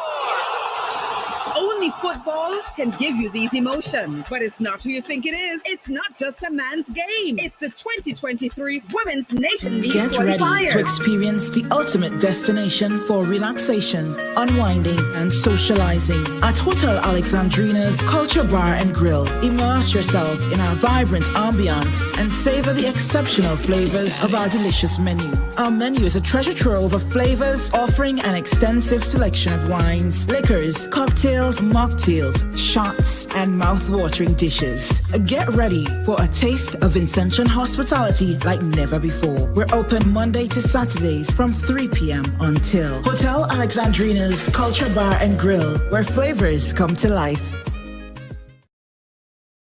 Do this Vinci style. Music by New York's finest DJ. The bar freezing cold and the kitchen always open. And hey, all the way from St. Vincent and the Grenadines, get ready for the legendary Too Cool Race. Brooklyn, this is your turn. 1133 Clapson Avenue for the biggest back in time jam ever. Woodsy's Bar, Brooklyn, New York. Get ready. Boom. On OMG in the morning with a real Batman Bing and DJ Shady. Oh, what's this? So you behaving? I ain't from you for the birthday party. We got Mr. Beats coming up, all right? But let me just get this out of the way. I ain't from you after the birthday party, boy. You had a time of your life. So Independence Back in Time dance at Woodsy's for Independence. Remember to wear your national colors. Yeah. Music by the legendary Too Cool Chris, DJ Nip, DJ Instinct, DJ Gary, The Genius, and other NYC top DJs would be in the house. That's at Woodsy's. Tickets are available right now at Woodsy's, or you can get them on eventbrite.com. That's on Saturday the 28th, Independence Back in Time event at Woodsy's. You want to grab those tickets early, all right? Grab them early because you know they're going to go very fast. Let me say good morning to my buddy at Shallow, SVG Tires. Good morning to you at SVG Tires. They have a special on tires. My boy Shallow, morning to you, Shallow. Morning, Shallow. Yeah, buy a regular price and get the fourth one for free. Yeah, check their stores in Kingston. Yeah, right behind West there and Paul's Avenue. I can call Shallow at 457-1467 or in Annisville at 456-6444. Shallow SVG Tires, the best tires. Like anytime you see tires come in plastic, wrap up. That is good tires. That is a real deal. That's Shallow Day. Yeah. So good morning to you. Good morning to my boy Shallow. Yeah. Frankie at King's at Autos in Annisville. Morning to you, buddy. That's my other buddy there. Yeah, Frankie King's Autos. Good morning to you. I went there. I passed you on Friday, but you weren't there, buddy. I saw two guys there walking. Yo, Frankie is just moving up. I'm so proud of my buddy Frankie from King's Auto in Annisville. Listen, if you get a banger, make sure you check out Frankie and King's Autos in Annisville. Yeah, all that and so much more. All right, we got the big man right now. It's now time for the most loved man on the radio, Mr. Weeks. We are a bit late with him, but he will understand because we got to pay the bills to keep the lights on in here. Or else, you know what will happen? Vilnet will just come and disconnect us, and we don't want that. Yeah. So we had to pay those bills. Yeah. So let's go. It's now time for Mr. Weeks, the most loved man on radio. Shady, bring it. Time to connect with the most loved man on radio. Sir Lancelot is in the building.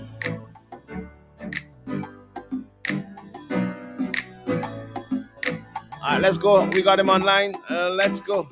Good morning to you, Mr. Weeks. Good morning, Bing. Good morning. Sorry for being a bit late this morning. But, my apologies. Good morning. Morning, Bing. Morning. Morning, Shady. Morning, Mr. Weeks. Greetings to all your listeners. George is saying buenos dias to you, Mr. Weeks.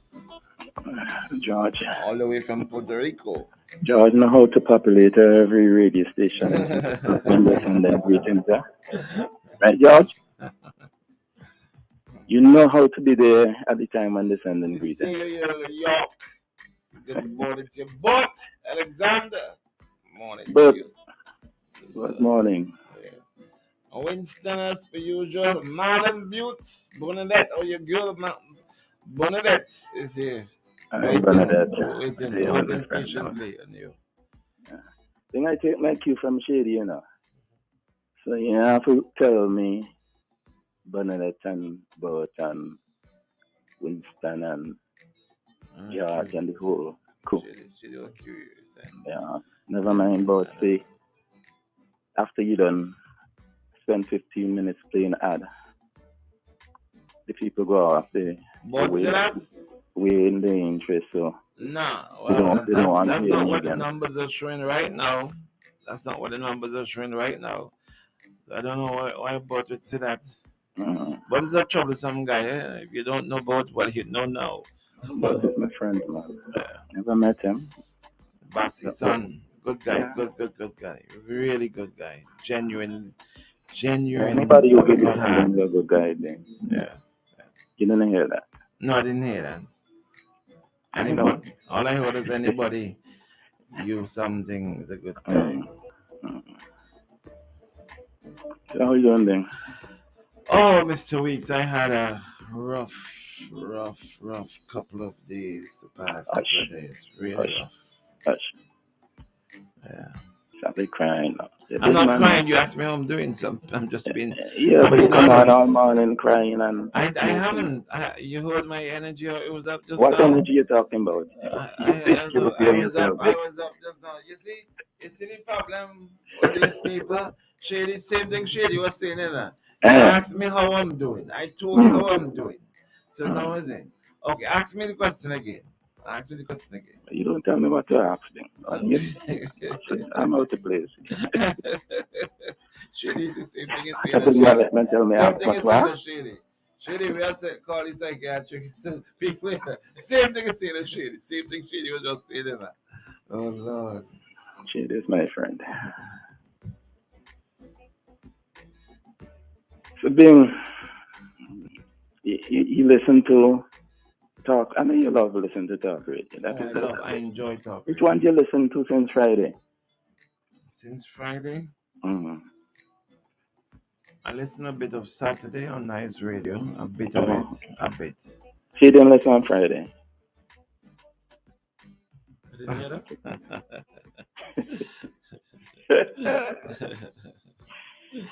Ding, Oh yes. Daddy Ding. You didn't listen to talk radio on Friday. I did actually. I did. You come on this morning and you behave like if you didn't hear anything on Friday. What's on with you? And then yesterday, did you hear Marlon yesterday? Marlon Butte? No, I didn't. Oh boy. Marlon came on yesterday and talking some serious economics. He says Vincenzo is on the cusp, meaning the edge of an economic takeoff. Really? We heard that a long time ago from the Prime Minister. So Marlon bringing that back now? So Marlon lying? No, I'm just asking. We heard that a long time ago. So is Marlon bringing back that You now? talking about a long time ago. I said I heard Marlon saying yesterday. Well, you heard Marlon saying that St. Vincent is on the cost of an economic takeoff. I didn't hear him saying that. I'm saying, is he bringing that back? Is he saying that? Are you asking me what was the question, or you putting something to me? Put something to you. Are you putting something to me? Don't talk that kind of language. I put in something. It's a matter of a couple of days. Wake up, no man. Bing hush. Stop the crying. You see, your problem is you negotiate in public. You negotiate in public. So your feeling get hurt. That's true. Yeah. People who really know me, they know how I am. They have to come back to you. Don't bother them. They have to come back to you because the action is going to be here. All right? So you don't bother with them. Just ignore them for the time being. Carry on with your life. Then the gentleman asked about the salary for psychiatrist, and I assume what he means is the top psychiatrist in the system, consultant psychiatrist. I can't give the absolute number. I can't give you the number. But what I can tell you is the civil service, the public service is classified into 16 grades. 1 to 16. 1 the lowest and 16 the highest. In the grade 16, you have about 3 offices. The Attorney General, Director of Finance and Planning, and maybe one other. In grade 16. But in grade 15, which is the second highest,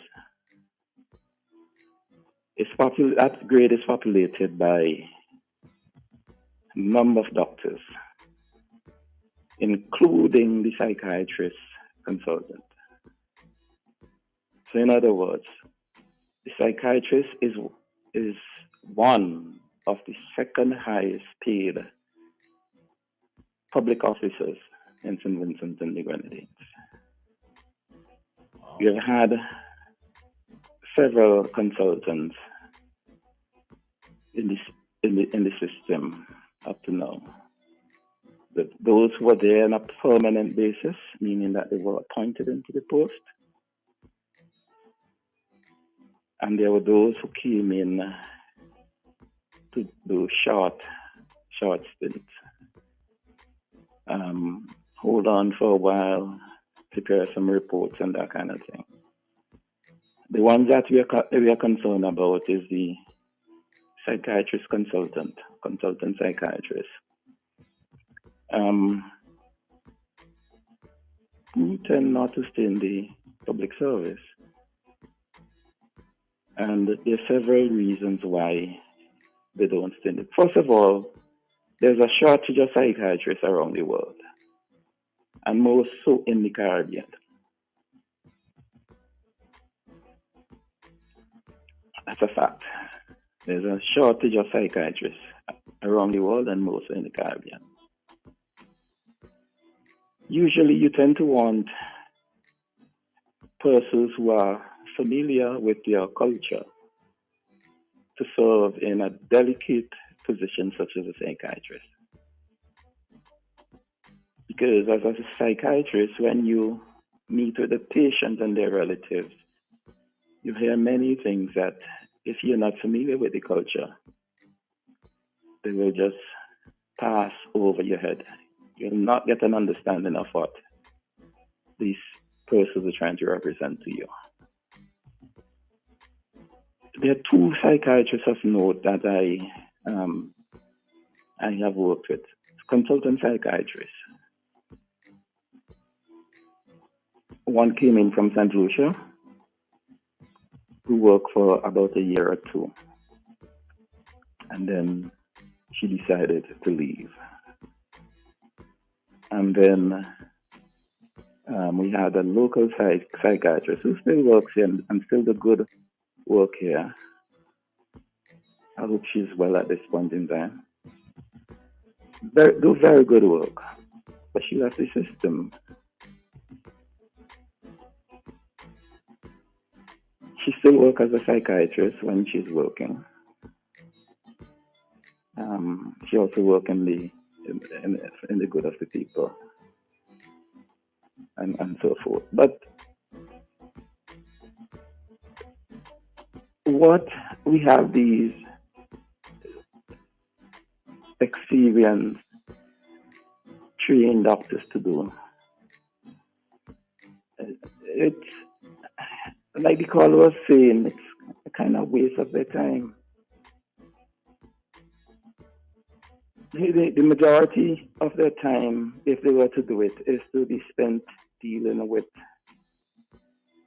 criminal matters, writing all of these reports, doing all of these studies, and not necessarily treating patients. The system in St. Vincent is moving because of the taboo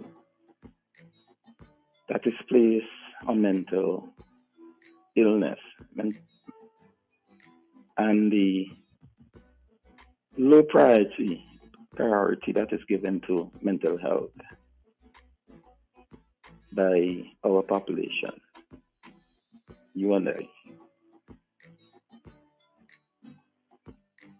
What the system has, for some years now, have been doing is to shift regular treatment of the mentally ill into the community, as is done for a significant amount of our medical issues. So what they have been doing is training the district medical officers, the DMO, the doctors who work at the district clinics, refreshing them because they are training in that before. During the training, they were trained in psychiatry as well. So it's to refresh them and bring them up to date in treating the mentally ill as part of their regular district clinic. And I happen to know, because I heard it in the news, that the system, the ministry is now moving ahead with that. Because I heard the sister, yes or no, Dr. Medford on the news some time ago, advising the public that more and more they would see persons in the community who we know are mentally ill, and how we must react to them. I think that's an area that we need to have a serious campaign. I don't think the way it has been done, it has been introduced, I don't think enough public sessions and public information was held.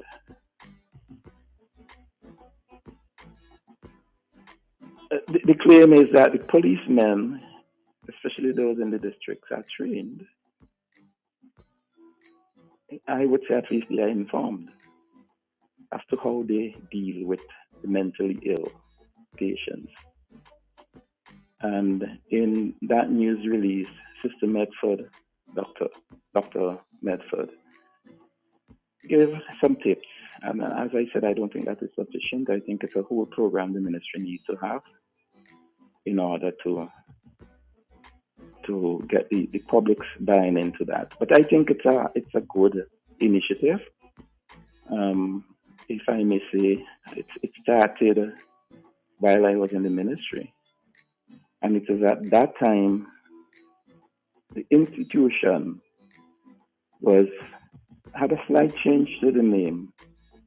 Rather than simply the Mental Health Center, it was changed to the Mental Health Rehabilitation Center, because that is what that area, that physical institution, that is the hope for it to become, to house persons who need rehabilitation, to treat them there, and then when they are fit enough, they can go back to the community and live a life that is as close to normal as possible and get their treatment and their care at the district clinic. It's not true that we do not have psychiatrists in the system. What we do not have is a consultant psychiatrist. We have medical officers who work at the mental health center, who treat these patients, who treat us when we come down with any mental health issue. In the same way we go to a hospital or a district clinic. When you go there, there are doctors who treat you. Mention is often made of Dr. Karen Providence, who spend a tremendous amount of time of life there, developing serious competencies in treating the mentally ill. Before her and with her, there was Dr. Demnat.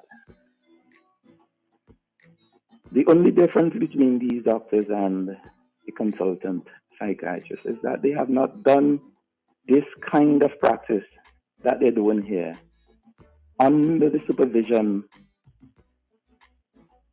of a university lecturer, so that they can be graded, they can be examined and graded. But they develop the competence. And we must not put them down and talk as though there's no psychiatrists in the system. There's psychiatrists in the system. It's just that the law,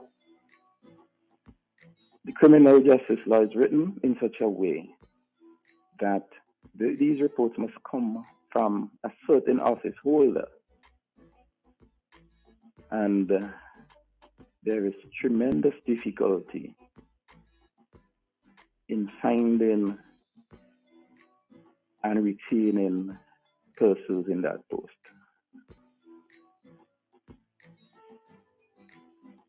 And I happen to know that because I worked alongside them in the past.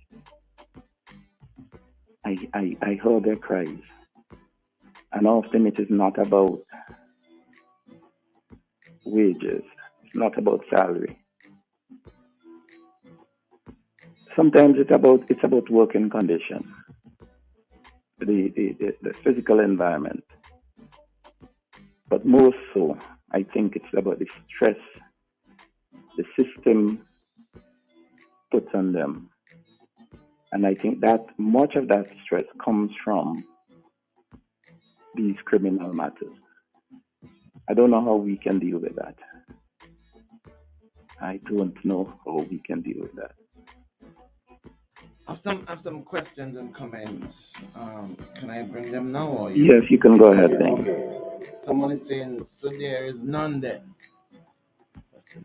Yes, none of what? Psychiatrists, based on what you would have said. No, I didn't say that. I said there are psychiatrists in the system that treat the patients every day. Okay. What we do not have is a person holding the position of consultant psychiatrist. Okay. Someone said you're playing with words. And someone else is saying mental health staff is not a psychiatrist. Psychology is a specific field of study. I don't know what qualified that person more than me to make that claim. I am not a doctor, but I work alongside them. I know what the system is like. Okay. Another one. Treatment should be done by psychiatrists. But that's the point I'm making. The persons there who have studied all of the doctors in St. Vincent have studied psychiatry thing. The person who's making that comment is ignorant to that fact. That every last doctor that is trained in St. Vincent studied psychiatry at some point in time.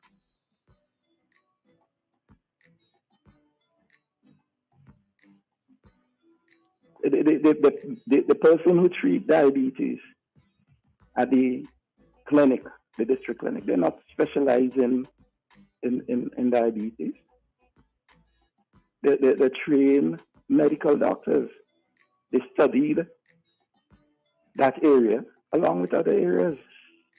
But we have them working to provide care and treatment for people at the district level.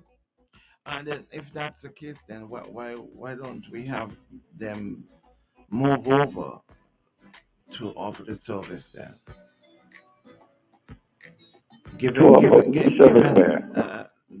To be in the area of psychiatry, given the situation that we have. You're not listening to me, then. No, you said they're also trained. Yeah. Medical doctors. Uh-huh. They're also trained. Well, but hang on. We went past the top by a good bit. Hang on. Let's do this and come right back. Let's do the station idea at the top and come back. We got Mr. Weeks in the line. We're going to come right back with him. Let's do this. Here we go. Boom 1069 is trending. Turn up the music. Turn down the lights. Blazing on the air at 1069 FM. I like you. What does this button do? Lord, have mercy. This one day, not On your phone or device at tunein.com or on Instagram, Twitter, Facebook at Boom SVG 1069. Boom. It's a vibe. On OMG in the morning with a real Batman Big and DJ Shady. I'm not coming to work today. I can't see. No, nothing wrong with my eyes. I just can't see myself coming to work today. Thank you. In other words, I ain't not doing what today. Don't tell me about work, I out on the road today. Me and some pretty I out on the board today. I don't care what time of day it is, I'm drinking rum today. I'm having fun today. Yeah! Holiday. Today is a holiday. I don't care what nobody say. I'm not going to work today. Holiday.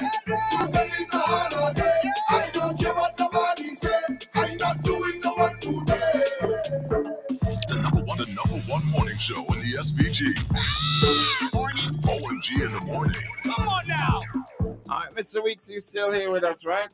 Yes, I am. All right, okay. Let me give you the other set of comments. Someone said because they are not psychiatrists. Explanation mark. One. Someone else said because if this is another person, okay, if the person is not qualified by law, you cannot say there is. Well, Mr. Weeks. That's another one. Another one saying psych is a part of the curriculum of a medical provider, but they cannot treat mental illness as a psychiatrist. You want to respond to any of those? In the meantime, well, all of them. None of them know how these things work.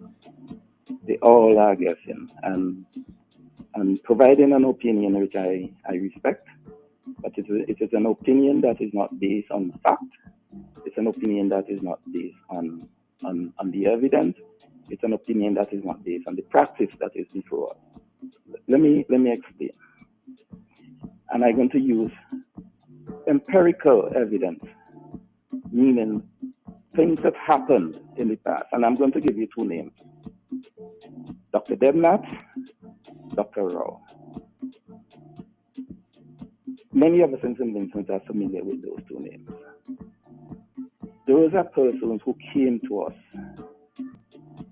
from the same, trained in the same system, and came here and were appointed medical officers. Dr. Rao worked in the district. Dr. Debnat worked in the mental health field, in psychiatry. So one of them did family medicine, because that's what the folks who work in the district, that's what they practice, family medicine. That's a field of specialization. Dr. Rao did that. And Dr. Debnat worked in the field of psychiatry. Both of them had the same basic training.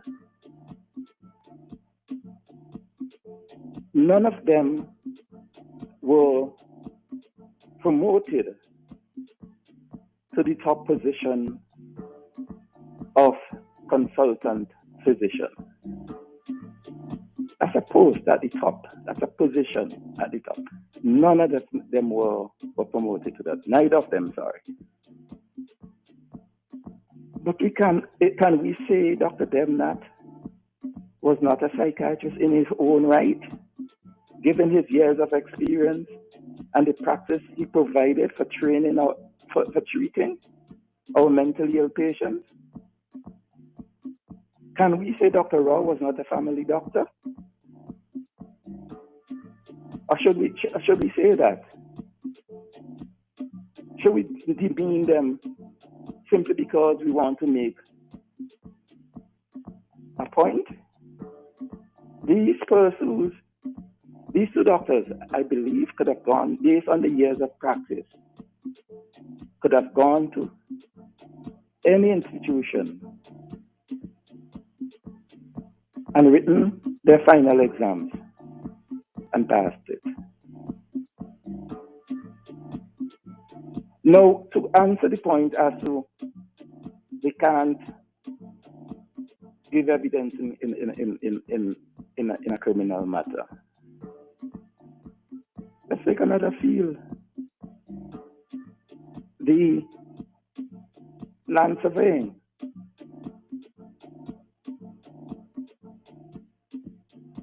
We have several surveyors in St. Vincent, both in the public and private sector, and some of them struggle both segments of the market. In other words, some of them work with state and at the same time provide private service. When there's a matter in court, especially involving the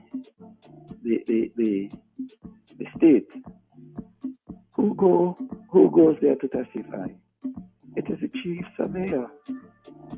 Does that mean that because the other persons don't go to court to testify that they're not surveyors? They are surveyors in their own right. But you know that. Right, Bert? You know that, Bert.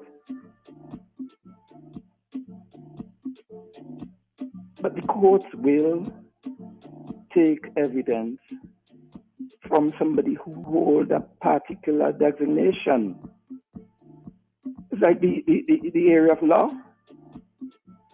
When you take in the government to court, you don't take any attorney in the Attorney General's chambers to court. You take the Attorney General because that's the person who holds that position. And then, by the way, you didn't ask Mr. Thomas who represented the state, the defendant in the matter. That's an interest. That would have been an interest. I think he said the Attorney General. No, the Attorney General is the plaintiff. That's the one who was answering. Okay. In this case, wouldn't it be the Crown Counsel? I don't know. It's not always the Crown Counsel. Sometimes it is. Sometimes they bring in a lawyer. In the case of Astor Fan and the other gentleman who came from Trinidad and so on. One time, Mr. Thomas said he did work with the DPP. But that was on the prosecution side. But on the defense side, that happens as well. And I was surprised to hear that there was a hearing on this matter. I didn't like you. I don't know this matter actually went to court. And I would have loved to hear who actually defended the plaintiff in that matter.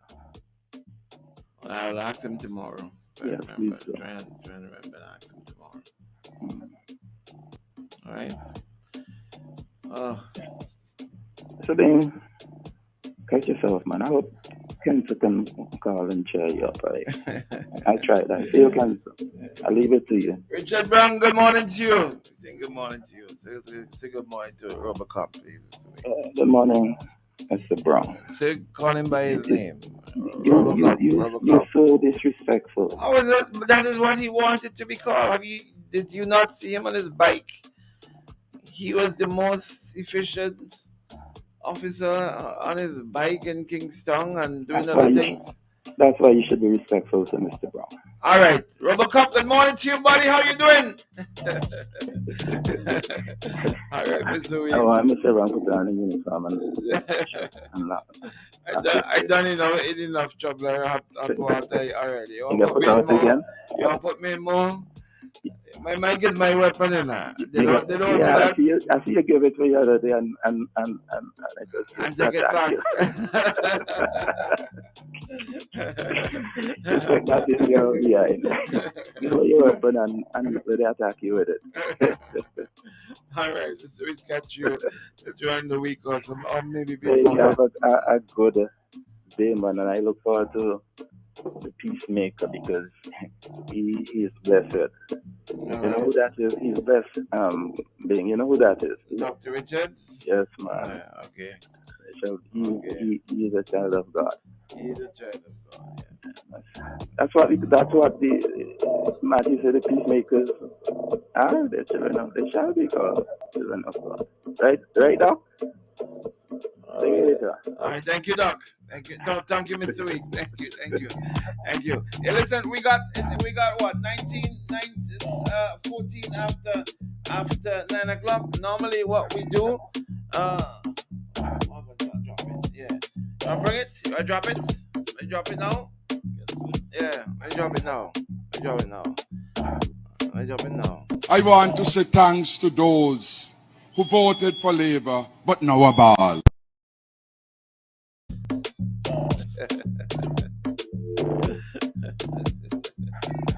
Better play it again. One more time. I want to say thanks to those who voted for Labour but now a ball. Shady morning. Shady, I am not telling morning to me. I am not telling good morning to me. Shady, did you tell him good morning? I'm the one who said good morning. Good morning, Bing. So. Why are you all telling me so? Oh, God. Good morning, Bing. Morning, kids. Morning. But they killing himself with that. Tell about us, morning. and let me say morning to Mr. Weeks because so me must come cheer you up. So let me come cheer you up. Yes, do that, please. You know? Please. But to touch on this psychology thing, and I'm going to take it from the standpoint of a part of what Jomo spoke about this morning, especially when we talk about psychology and the prison. Right? And I have been going over this over and over for some time. Right? I've spent upward of a decade, almost 2 decades as a prison officer. So the thing is that you will hear that a person cannot stand trial if they are psychologically compromised, right? We will see people might get off of cases because they are psychologically compromised. So I often question because one, I can tell you, prison officers are in no way trained in psychology and psychiatry and all of these things, but you have to be a psychiatrist, a psychologist, a doctor, a mother, a father, a teacher, everything as a prison officer, right?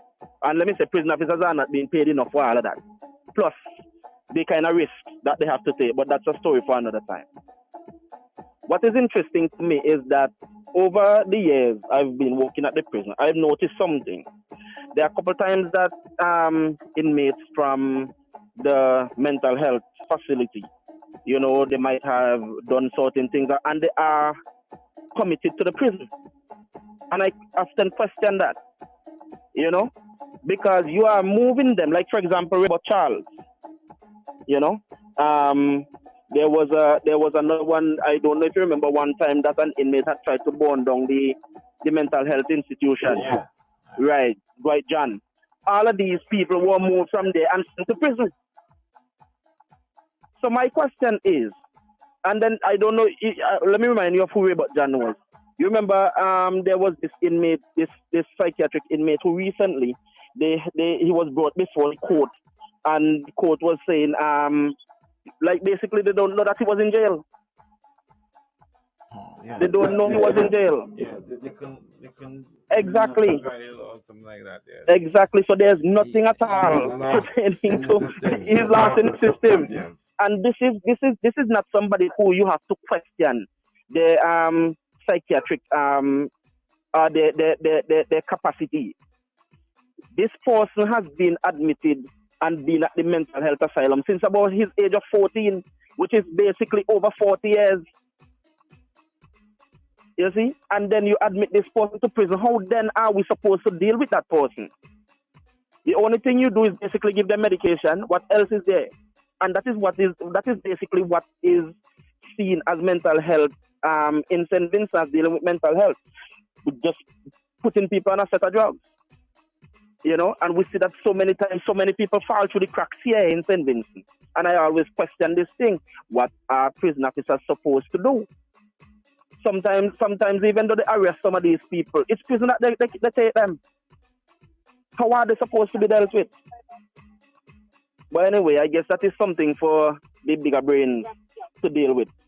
But now, Bing, I'm going to touch on something that will wake you up, and that the NDP is something that you talk about this morning. Come, let me and you fight up.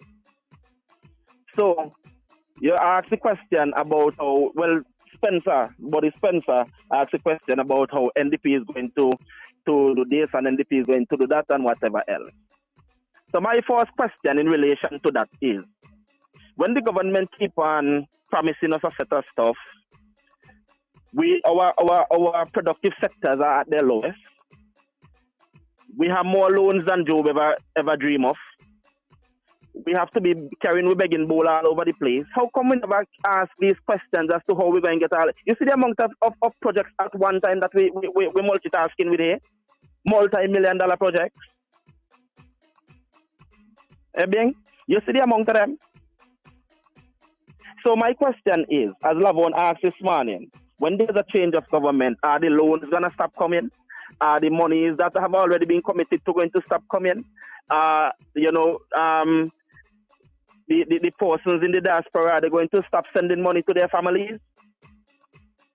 But what is interesting is this. All of the plans that have been put forward by the NDP with the strategies to implement them somehow are being overlooked.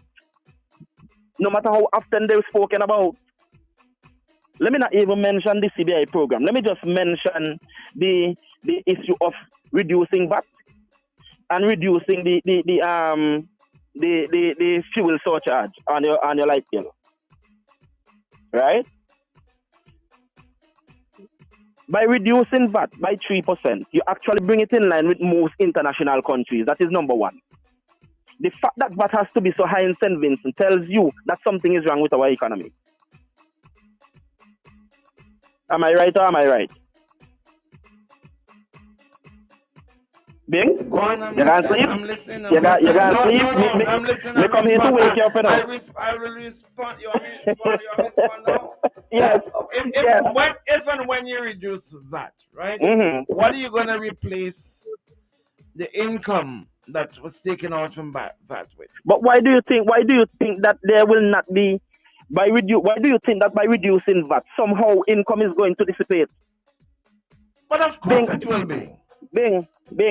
Let me show you a little bit of economics 101. And again, I thank Doc for this. Let me thank Dr. Richard for the little education in economics that I got.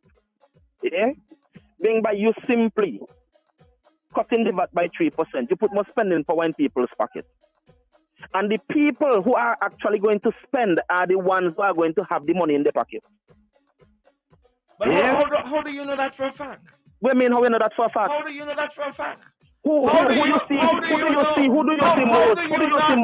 How do you not know that the extra money that I have in my pocket, that I'm not going to send it to Canada to take care of my daughter in boarding school? So here's something. That is and how do you not know that the extra money that I have in my pocket, that I'm not going to bank it somewhere else? You know what we're saying? The extra money.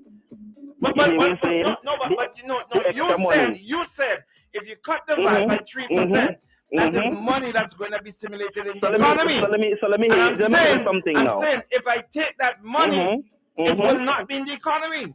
Okay, so let me say that now. If Bing takes that money, because Bing has more disposable income than the average man in St. Vincent, Bing doesn't have to spend that money. Bing could save that. But the everyday man on the road in St. Vincent, who bat licking left, right, and center, is going to benefit and will be able to have more spending power and buy more. You see what I'm saying?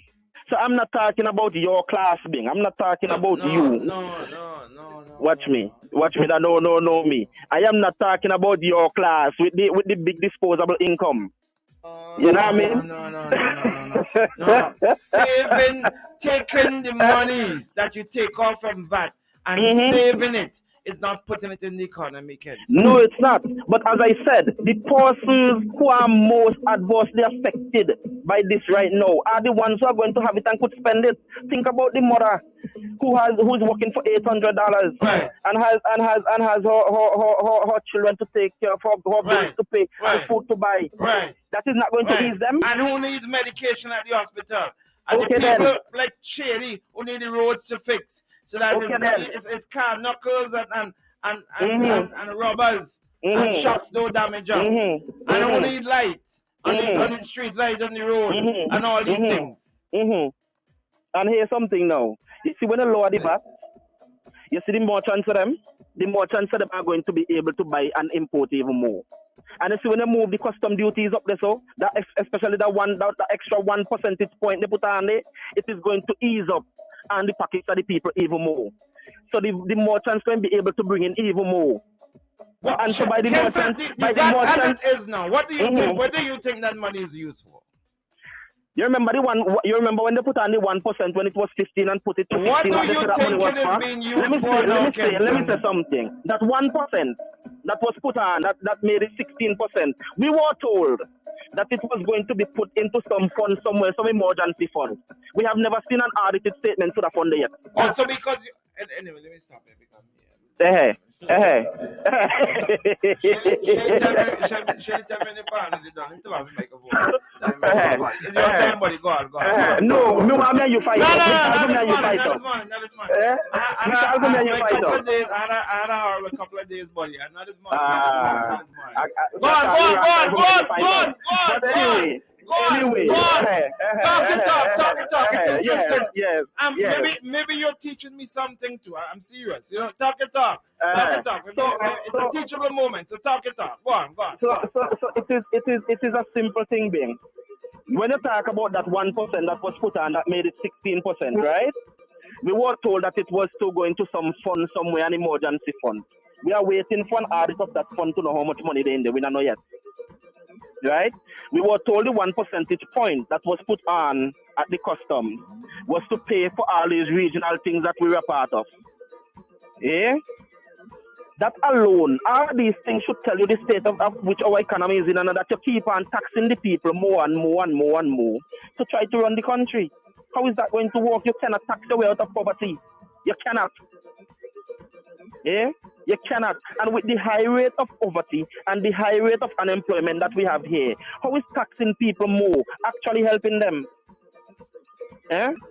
So if you and then you take the few productive sectors that we have and you give them away.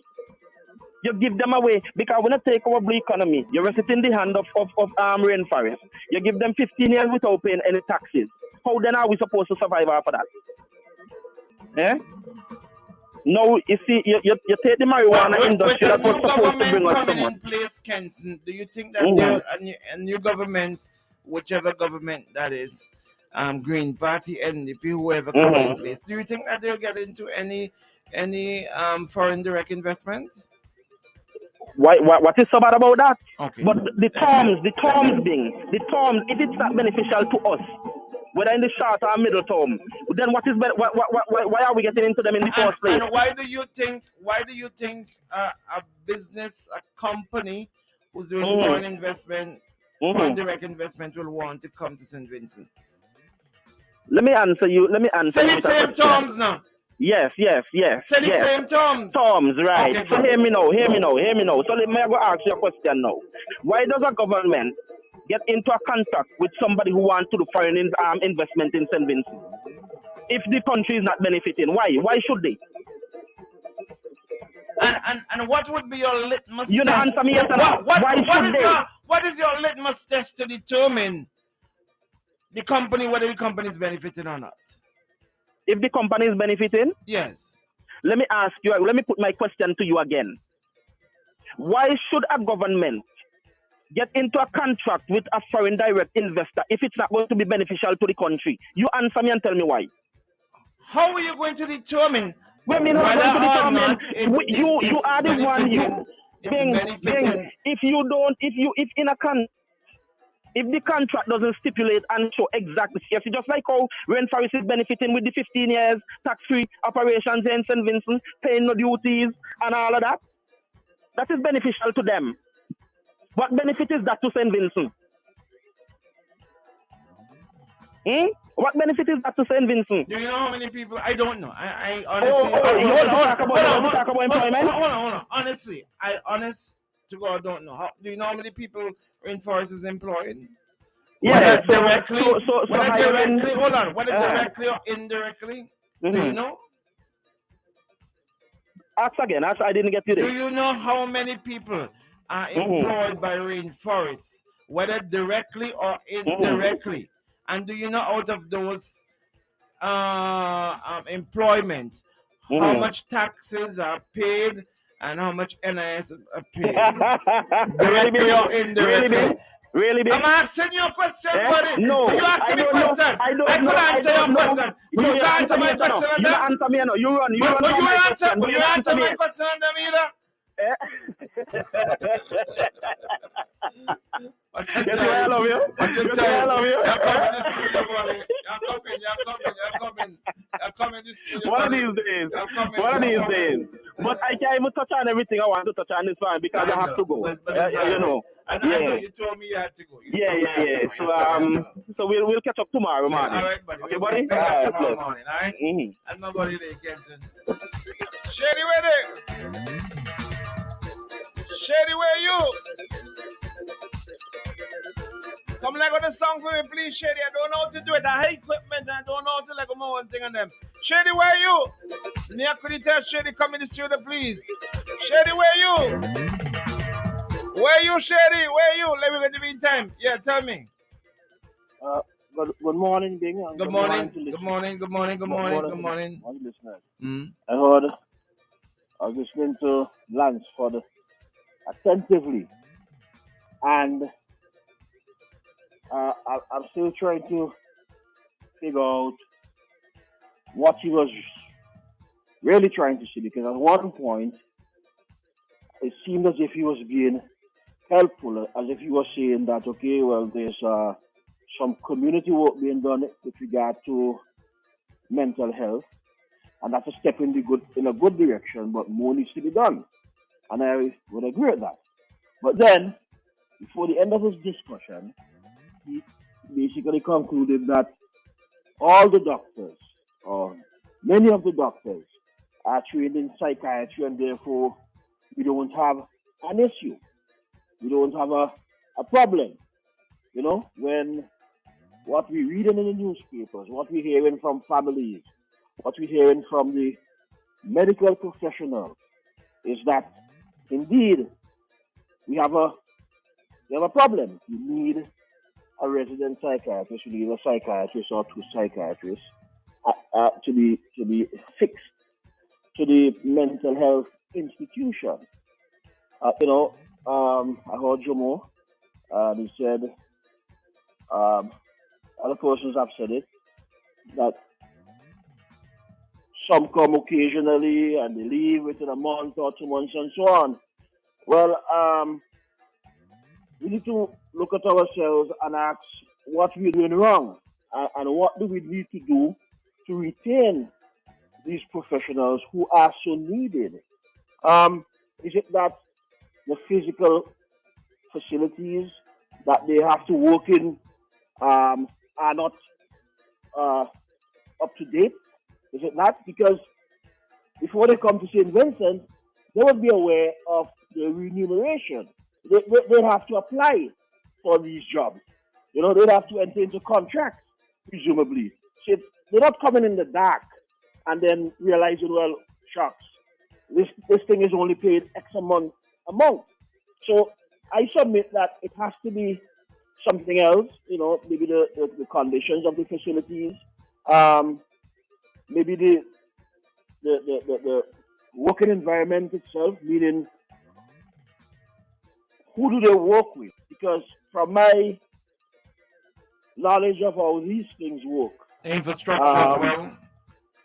You know, if you have the opportunity to visit a facility here in Toronto, you would come to the quick realization that, first of all, facilities are pristine, and secondly, a team would include a psychiatrist, a pharmacist, a dietitian, a social worker, you know, and these sort of things. So psychiatrists need the physical environment, and they need a professional environment, so to speak, so that they could do their work. You know, so we need in St. Vincent to basically start from scratch, come to the realization that we have a lot of work to do, and it's possible. It's possible. We've succeeded in doing other things. We simply have to put our minds to it. Look at our mental health policy. Look at our mental health act. We have to start in the kindergarten so that, you know, try to lift the stigma with how people, with our Vincentians, with our children, look at persons who appear different, you know, because we have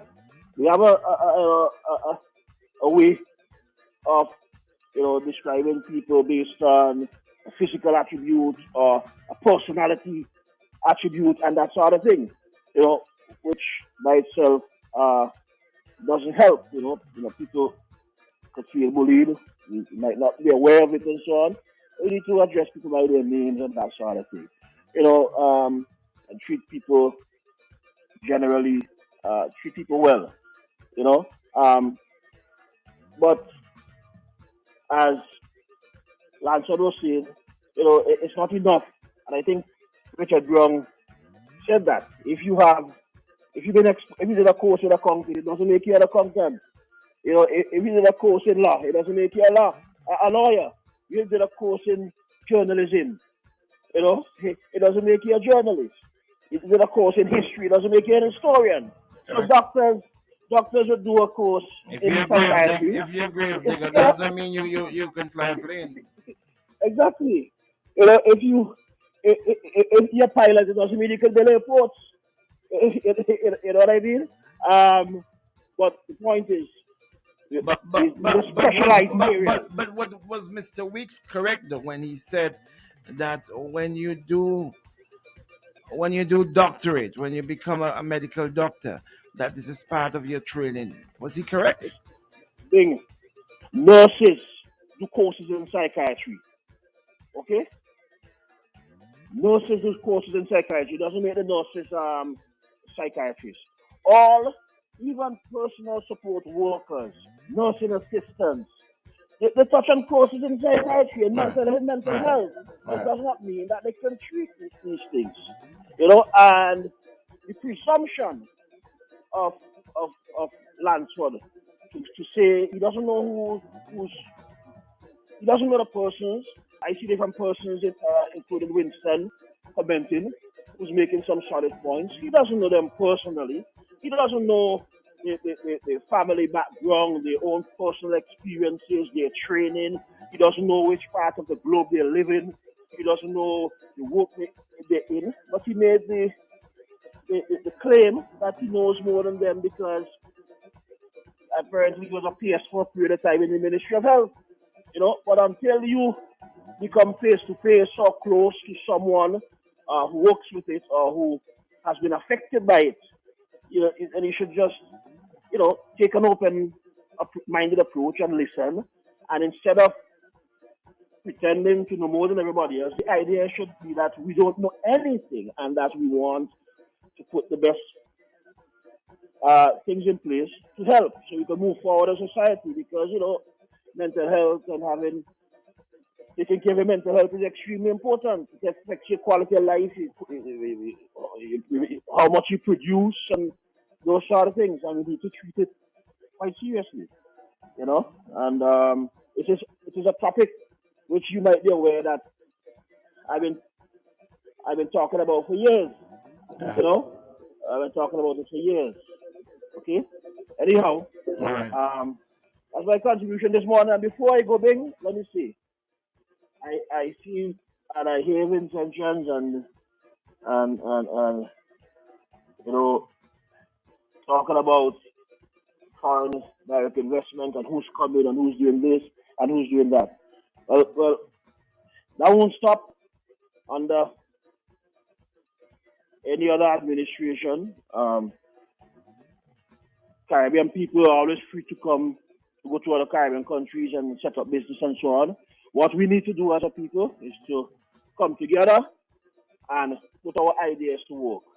If Kenson, for example, thinks that he has a market for coconuts or for fish, then he should come up with a plan about how he could purchase coconuts or how he could ship them out, how he could purchase fish or a fishing boat and ship them out, how he could get like-minded people to assist him on that sort of thing. That's the approach that we need to take because we could complain from here until thy kingdom come. But until we decide, are we going to act and invest, and it starts with an idea. You don't need much. It starts with an idea. Until then, we perpetually be complaining and so on and so forth. Okay? So I want intentions to invest. Lettuce, tomatoes, Sandals is coming, other hotels are coming, and Sandals, the thing about Sandals is that Sandals markets its destinations so that Even if Tom and his family do not go to Sandals Resort, they might go to another hotel in St. Vincent, or they might have a guest house, Airbnb that they decide to go to, and they still be spill-offs, you know, and so on. So we need to, I think, prepare ourselves generally, because we import hundreds of millions of dollars in food, in poultry, in vegetables. We import carrots and tomatoes and cabbage and lettuce, and these are short crops. You know, we need to be able to do something, you know, start producing. One of the things, before you go, one of the things that you said that I am in full agreement that even though Sandals are coming and you don't sell to Sandals guests may want to come out and go to a restaurant and have a meal from a restaurant. So, exactly. And people, when they're looking at they having dinner, looking at the TV in North America or whatever, they hear about St. Vincent, you know. So, and that's the important thing, you know. So we need to be prepared, and so that we could make some money and that sort of thing, because the opportunities are there. People don't like when we speak about these things, that the opportunities exist. But opportunities exist. You know, in the best of times, in the worst of times, opportunities exist. Regardless of your political persuasion, the opportunities exist. You know, and they will continue to exist until we seize them.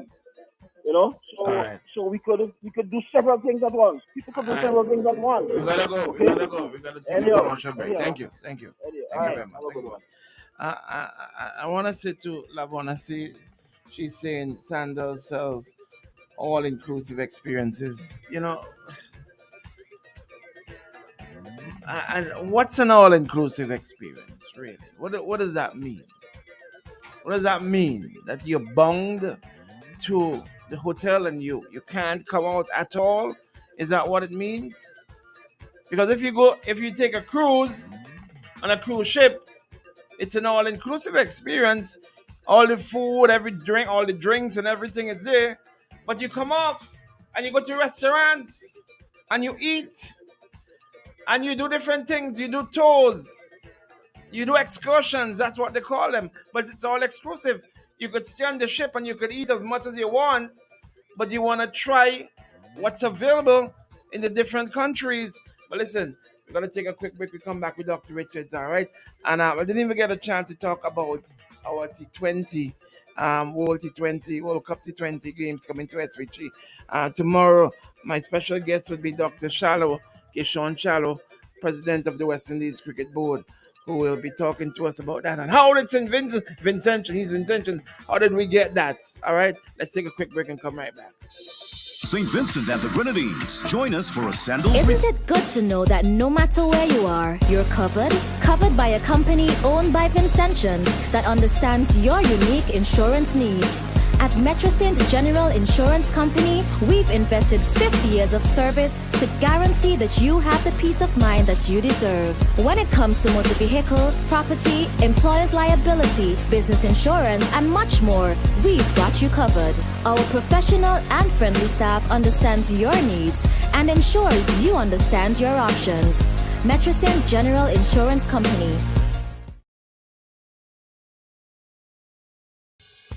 Keep calm. We're online now. Thousands of local content for your viewing pleasure. Live. Boom. IKTV. Tune in. Get interactive. Get involved with WhatsApp or Instagram.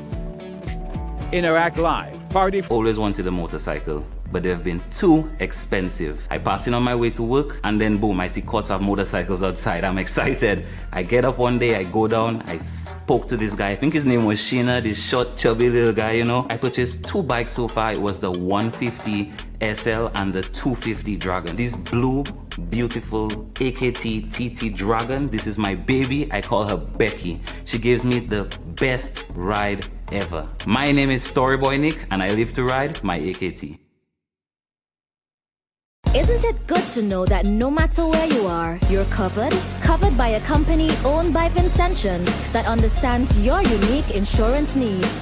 At Metrosint General Insurance Company, we've invested 50 years of service to guarantee that you have the peace of mind that you deserve. When it comes to motor vehicle, property, employer's liability, business insurance, and much more, we've got you covered. Our professional and friendly staff understands your needs and ensures you understand your options. Metrosint General Insurance Company.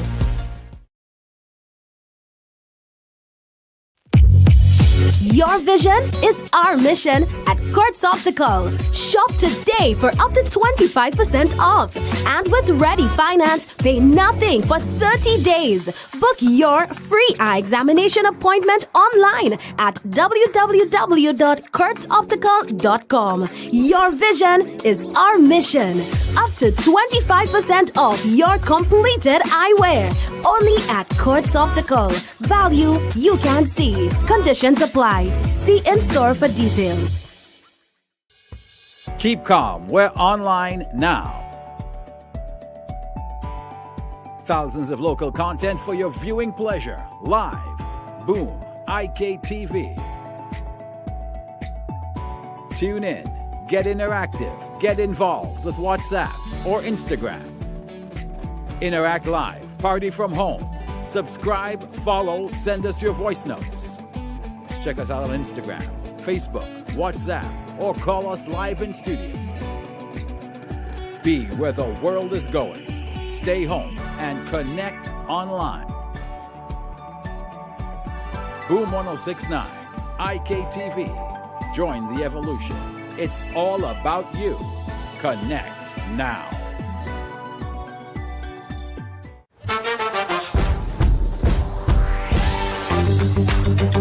Discover new Guinness Smooth. Perfectly balanced for a smooth, refreshing taste. New Guinness Smooth. Your vision is our mission at Kurtz Optical. Shop today for up to 25% off. And with Ready Finance, pay nothing for 30 days. Book your free eye examination appointment online at www.kurtzoptical.com. Your vision is our mission. Up to 25% off your completed eyewear.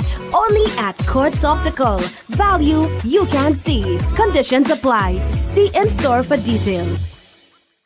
Isn't it good to know that no matter where you are, you're covered? Covered by a company owned by Vincentians that understands your unique insurance needs. At Metrosint General Insurance Company, we've invested 50 years of service to guarantee that you have the peace of mind that you deserve. When it comes to motor vehicle, property, employer's liability, business insurance, and much more, we've got you covered. Our professional and friendly staff understands your needs and ensures you understand your options. Metrosint General Insurance Company. Keep calm. We're online now. Thousands of local content for your viewing pleasure. Live. Boom. IKTV. Tune in. Get interactive. Get involved with WhatsApp or Instagram. Interact live. Party from home.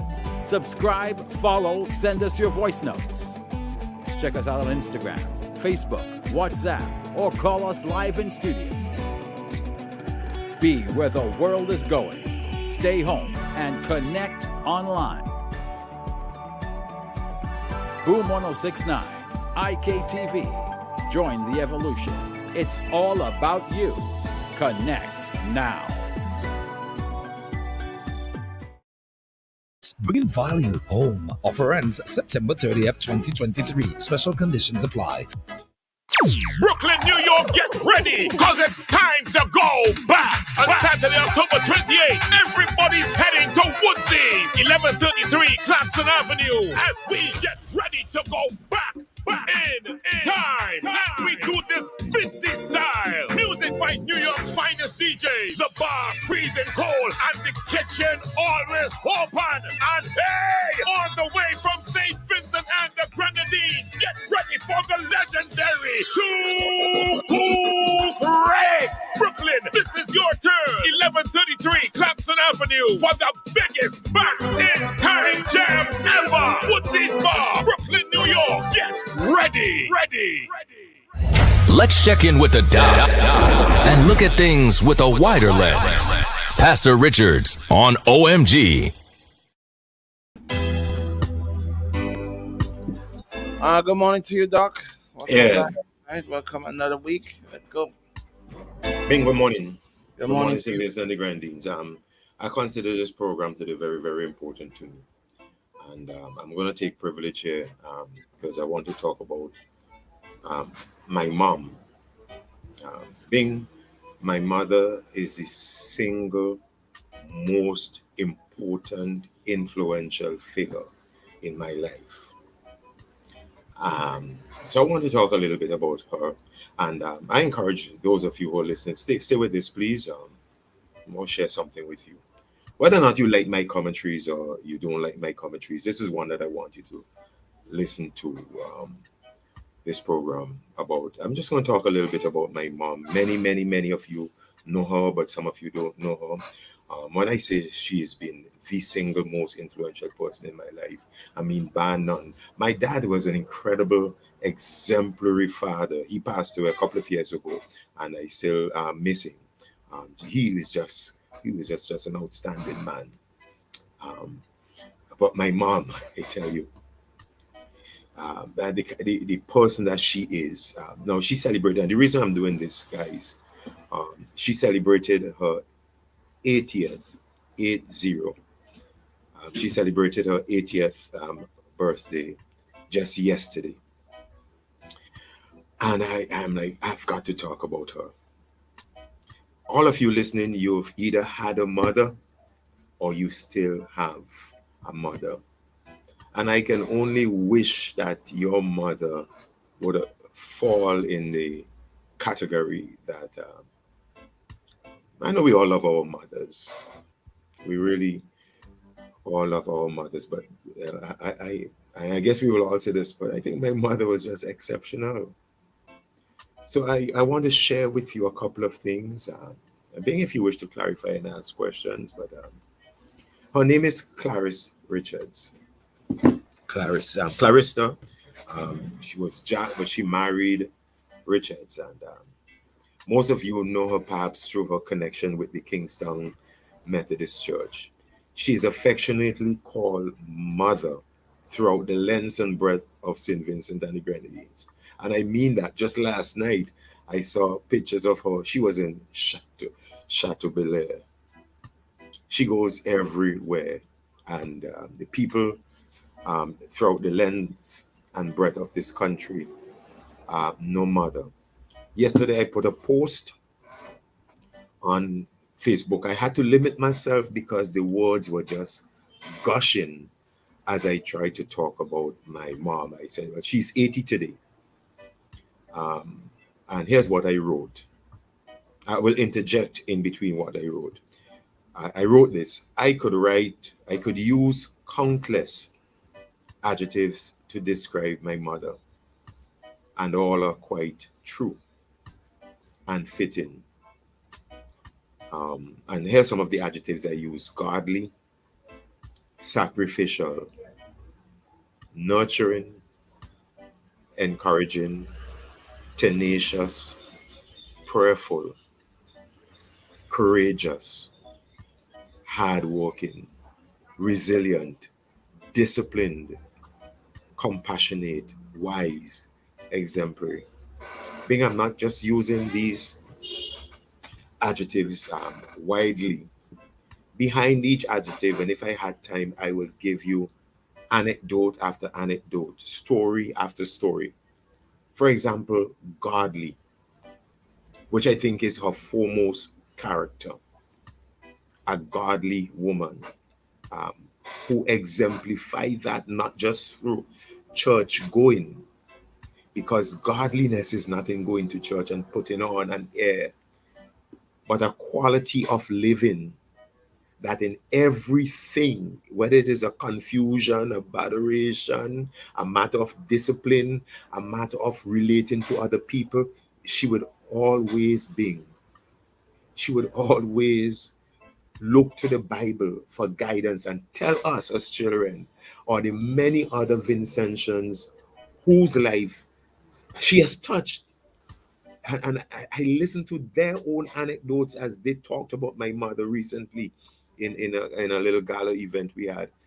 She would always encourage them from the scripture, godly. Her instructions that she would give you were instructions that would be found in the Word of God. So when I say that this woman was godly, I mean, I meant it. You interact with her. And she became basically the fleshing out. That was not the incarnation, but she became a fleshing out.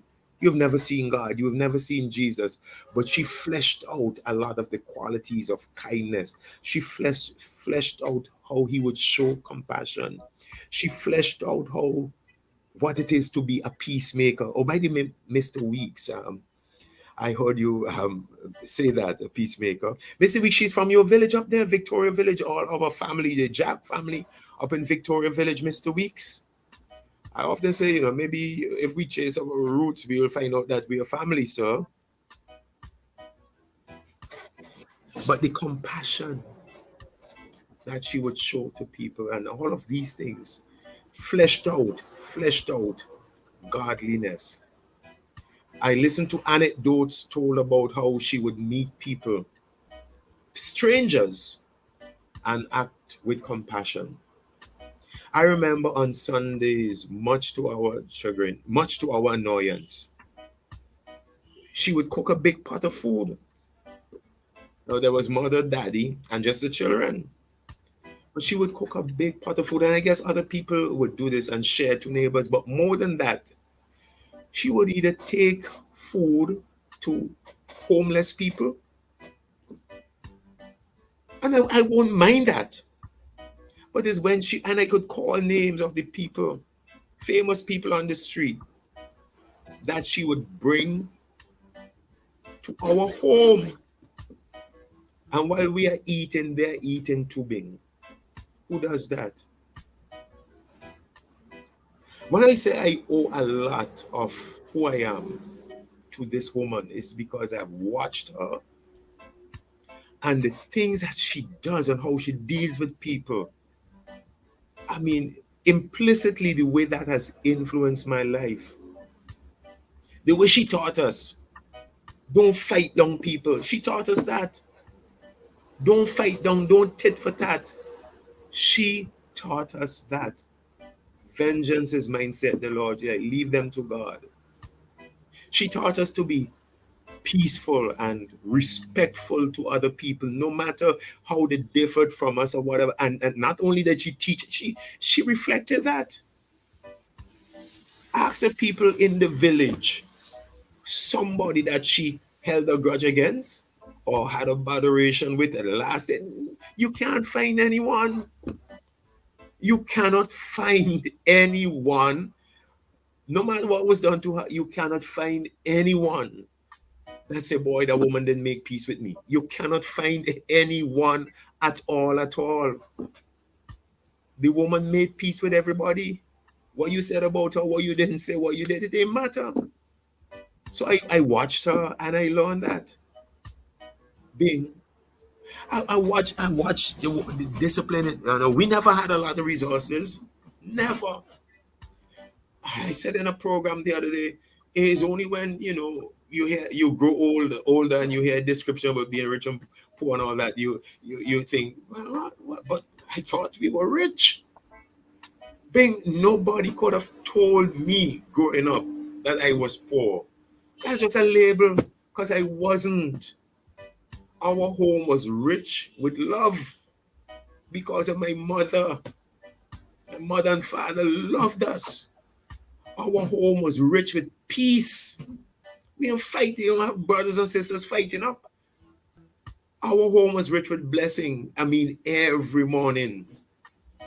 I mean, at a certain period of our life. I'm not saying it when we were little children, but a certain period when we were old enough. Every morning, she's blessing you. She's praying for you. She's one by one. She's praying for you one by one. And then she's making us repeat Psalm 121. I will lift my eyes unto the hills, from whence cometh my help. My help comes from the Lord, which makes heaven and earth. No wonder her children turned out like that. Because we have learned this, it was imbibed in us, that we will look to someone that is more powerful than man for our help.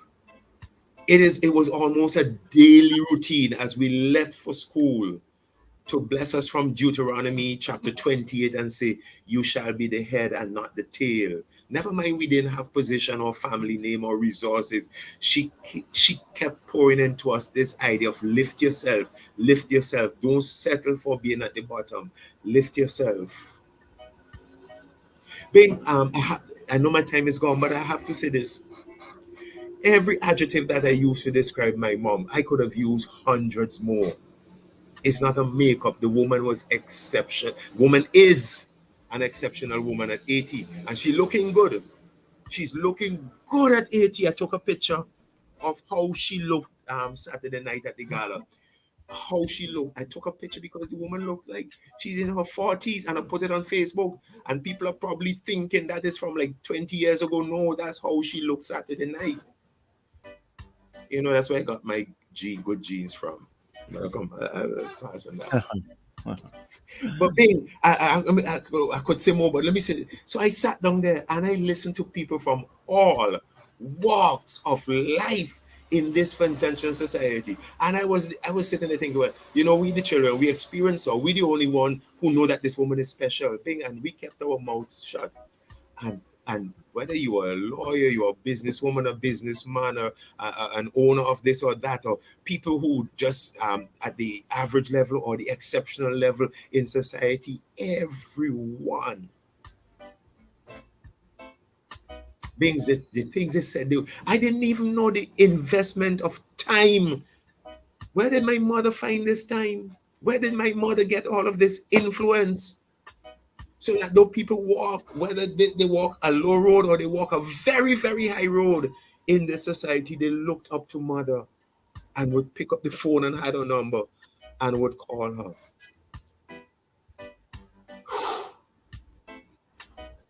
And I thank God for blessing me with that kind of mother who has so shaped and influenced my life and has set me, I think, on a very good path. And may I live to be even half the quality of person that she is. May I live to be. And if we can live to be like that, what an example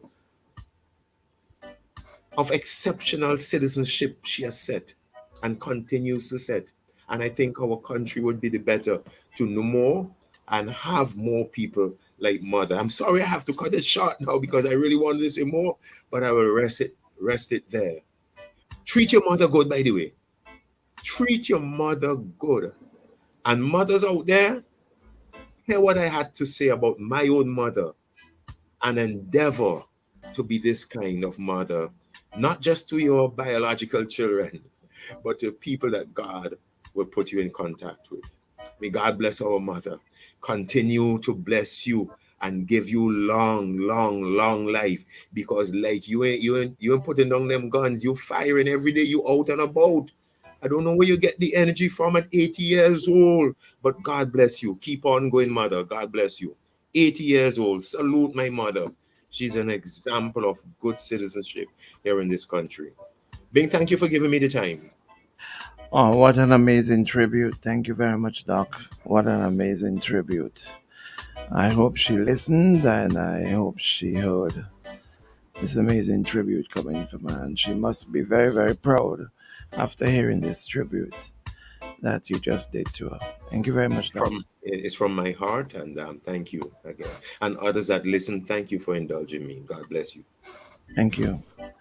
You know, not all as fortunate as Dr. Richards, you know.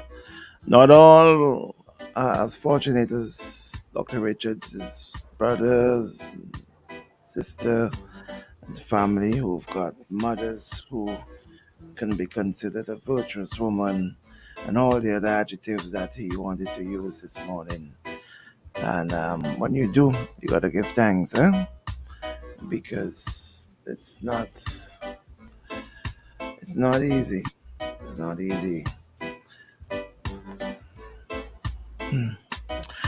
All right. I wanted to say something. I wanted to speak about this morning, but I didn't get a chance to. And there's some other stuff that I had on my mind that I wanted to speak about this morning that I didn't think. But I'll tell you this. 7 Caribbean countries announced as hosts for the 2024 T20 World Cup. St. Vincent and the Grenadines, alongside 6 other Caribbean nations, have been selected as co-hosts of the upcoming 2020 Men's T20 World Cup. According to a recent media release by the Chief Executive Officer of the International Cricket Council, the upcoming biennial tournament will be jointly hosted by the West Indies and the United States of America. The tournament is scheduled to take place from June 4th to June 30th and will involve the participation of 20 countries.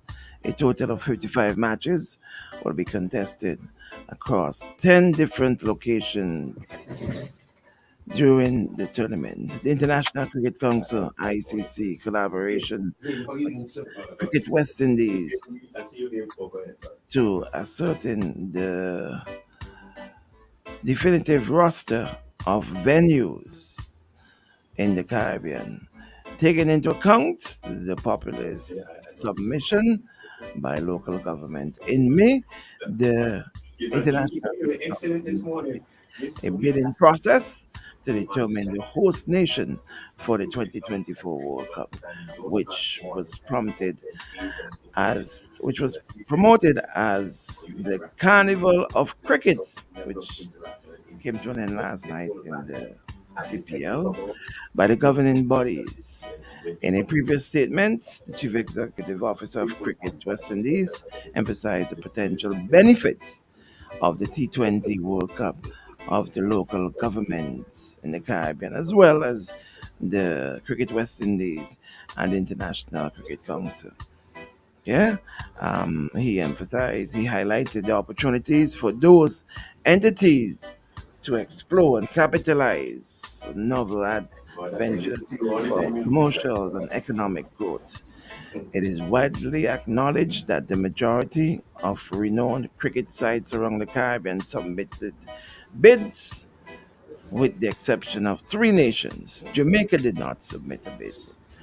Grenada did not submit a bid. St. Kitts and Nevis did not submit a bid. As a result, these 3 stadiums will not be selected to host any matches during the World Cup. Now, the hosting of the T20 World Cup is a big thing. I don't know what matches we will be getting as yet, what games we'll be getting, if it's 1 or 2 games in St. Vincent and the Grenadines. But those of you who looked at the CPL, who followed it, which concluded last night, and you saw what took place in Guyana last night, economic spill-off, you heard the president in Guyana and the way he spoke and the investment that was made into making sure the CPL finals came to Guyana, you would understand the importance of sports and what can happen for the hosting St. Vincent and the Grenadines hosting one of the T20 World Cup games, not Caribbean, not CPL, World Cup games. I'm begging us, please, to let us all put the story on board. I never know that, Miss Weeks. For this opportunity. This will be a massive opportunity for us. And it's falling in the time when we will have now carnival events, a lot of carnival activities and build up. All right? So let us all do our part. Your absolute final call. Good morning. Good day, my brother. Just to give you some little stats quickly. So when you told the other guys about the very serious situation with VAT, here in front of me, 2017, VAT cut will weaken St. Lucia finances. St. Lucia government, including Prime Minister Alan Chastanet in a meeting with IMF, said, and he was basically saying the latest VAT cut will present a serious problem. They changed the VAT rate from 15 to 12.5%, and it has caused them a very serious problem. Right now, we have a very serious problem with our debt. And when you look at for this year, because people are calling and they're not look at what is happening with the figures, I would send it to you. This year, we've seen a decline in the GDP across the Caribbean. And that is caused by declining revenues, rising public debt, labor market difficulties. If Friday gets in today and he cuts the VAT, do you know how much we get for VAT? 2014, 75. We get VAT around 50 million, we project. 2015, we had around 75 million. And if you literally get in there and you drop that VAT down 13 across the board. But let me say this. I spoke to Honorable Adam Eustace. He said, Hammy, I cannot cut the VAT. I could take our food up. And so when you listen to these people who are talking, they don't know how our economy runs. Give me at least 5 minutes and I'll give you the stats of the trouble that we're having even in China and some of the other Great America. And I want to say to you, don't be afraid to tell them that they're talking rubbish. Rubbish! And this is why NDP ain't going to get into office, because they don't know what they're doing. I'm gone. Thank you very much, Mr. Hamilton. And on that note, I'll be back tomorrow morning if it's the wish of the Lord. Listen, tomorrow morning, my special guest will be once, he assured me yesterday that he will make himself available via Zoom or the platforms, the video platforms that we use, because of course he's traveling. Dr. Keyshawn Shallow, to talk about this very, very, very, very important sports tourism, cricket, T20 World Cup game that we're going to have in St. Vincent and Grenadines. I want to know how it was done. How did we bid? What was the process? What did we give? What did we ask for? What are some of the things that's going to happen? How many games we're going to get? What should be our expectations? All this and so much more when we talk tomorrow morning with Dr. Keyshawn Shallow. This is a big deal. For those of you, listen, take the politics out. It is a big deal. Come on, people. Just as Sandals, when it's completed, will be a big deal. I remember sometime last week, or was it week before last, I spoke to Councillor Jomo Thomas and I said, listen, Sandals is in negotiation with these big airlines to come to St. Vincent. He said, nonsense. Nonsense.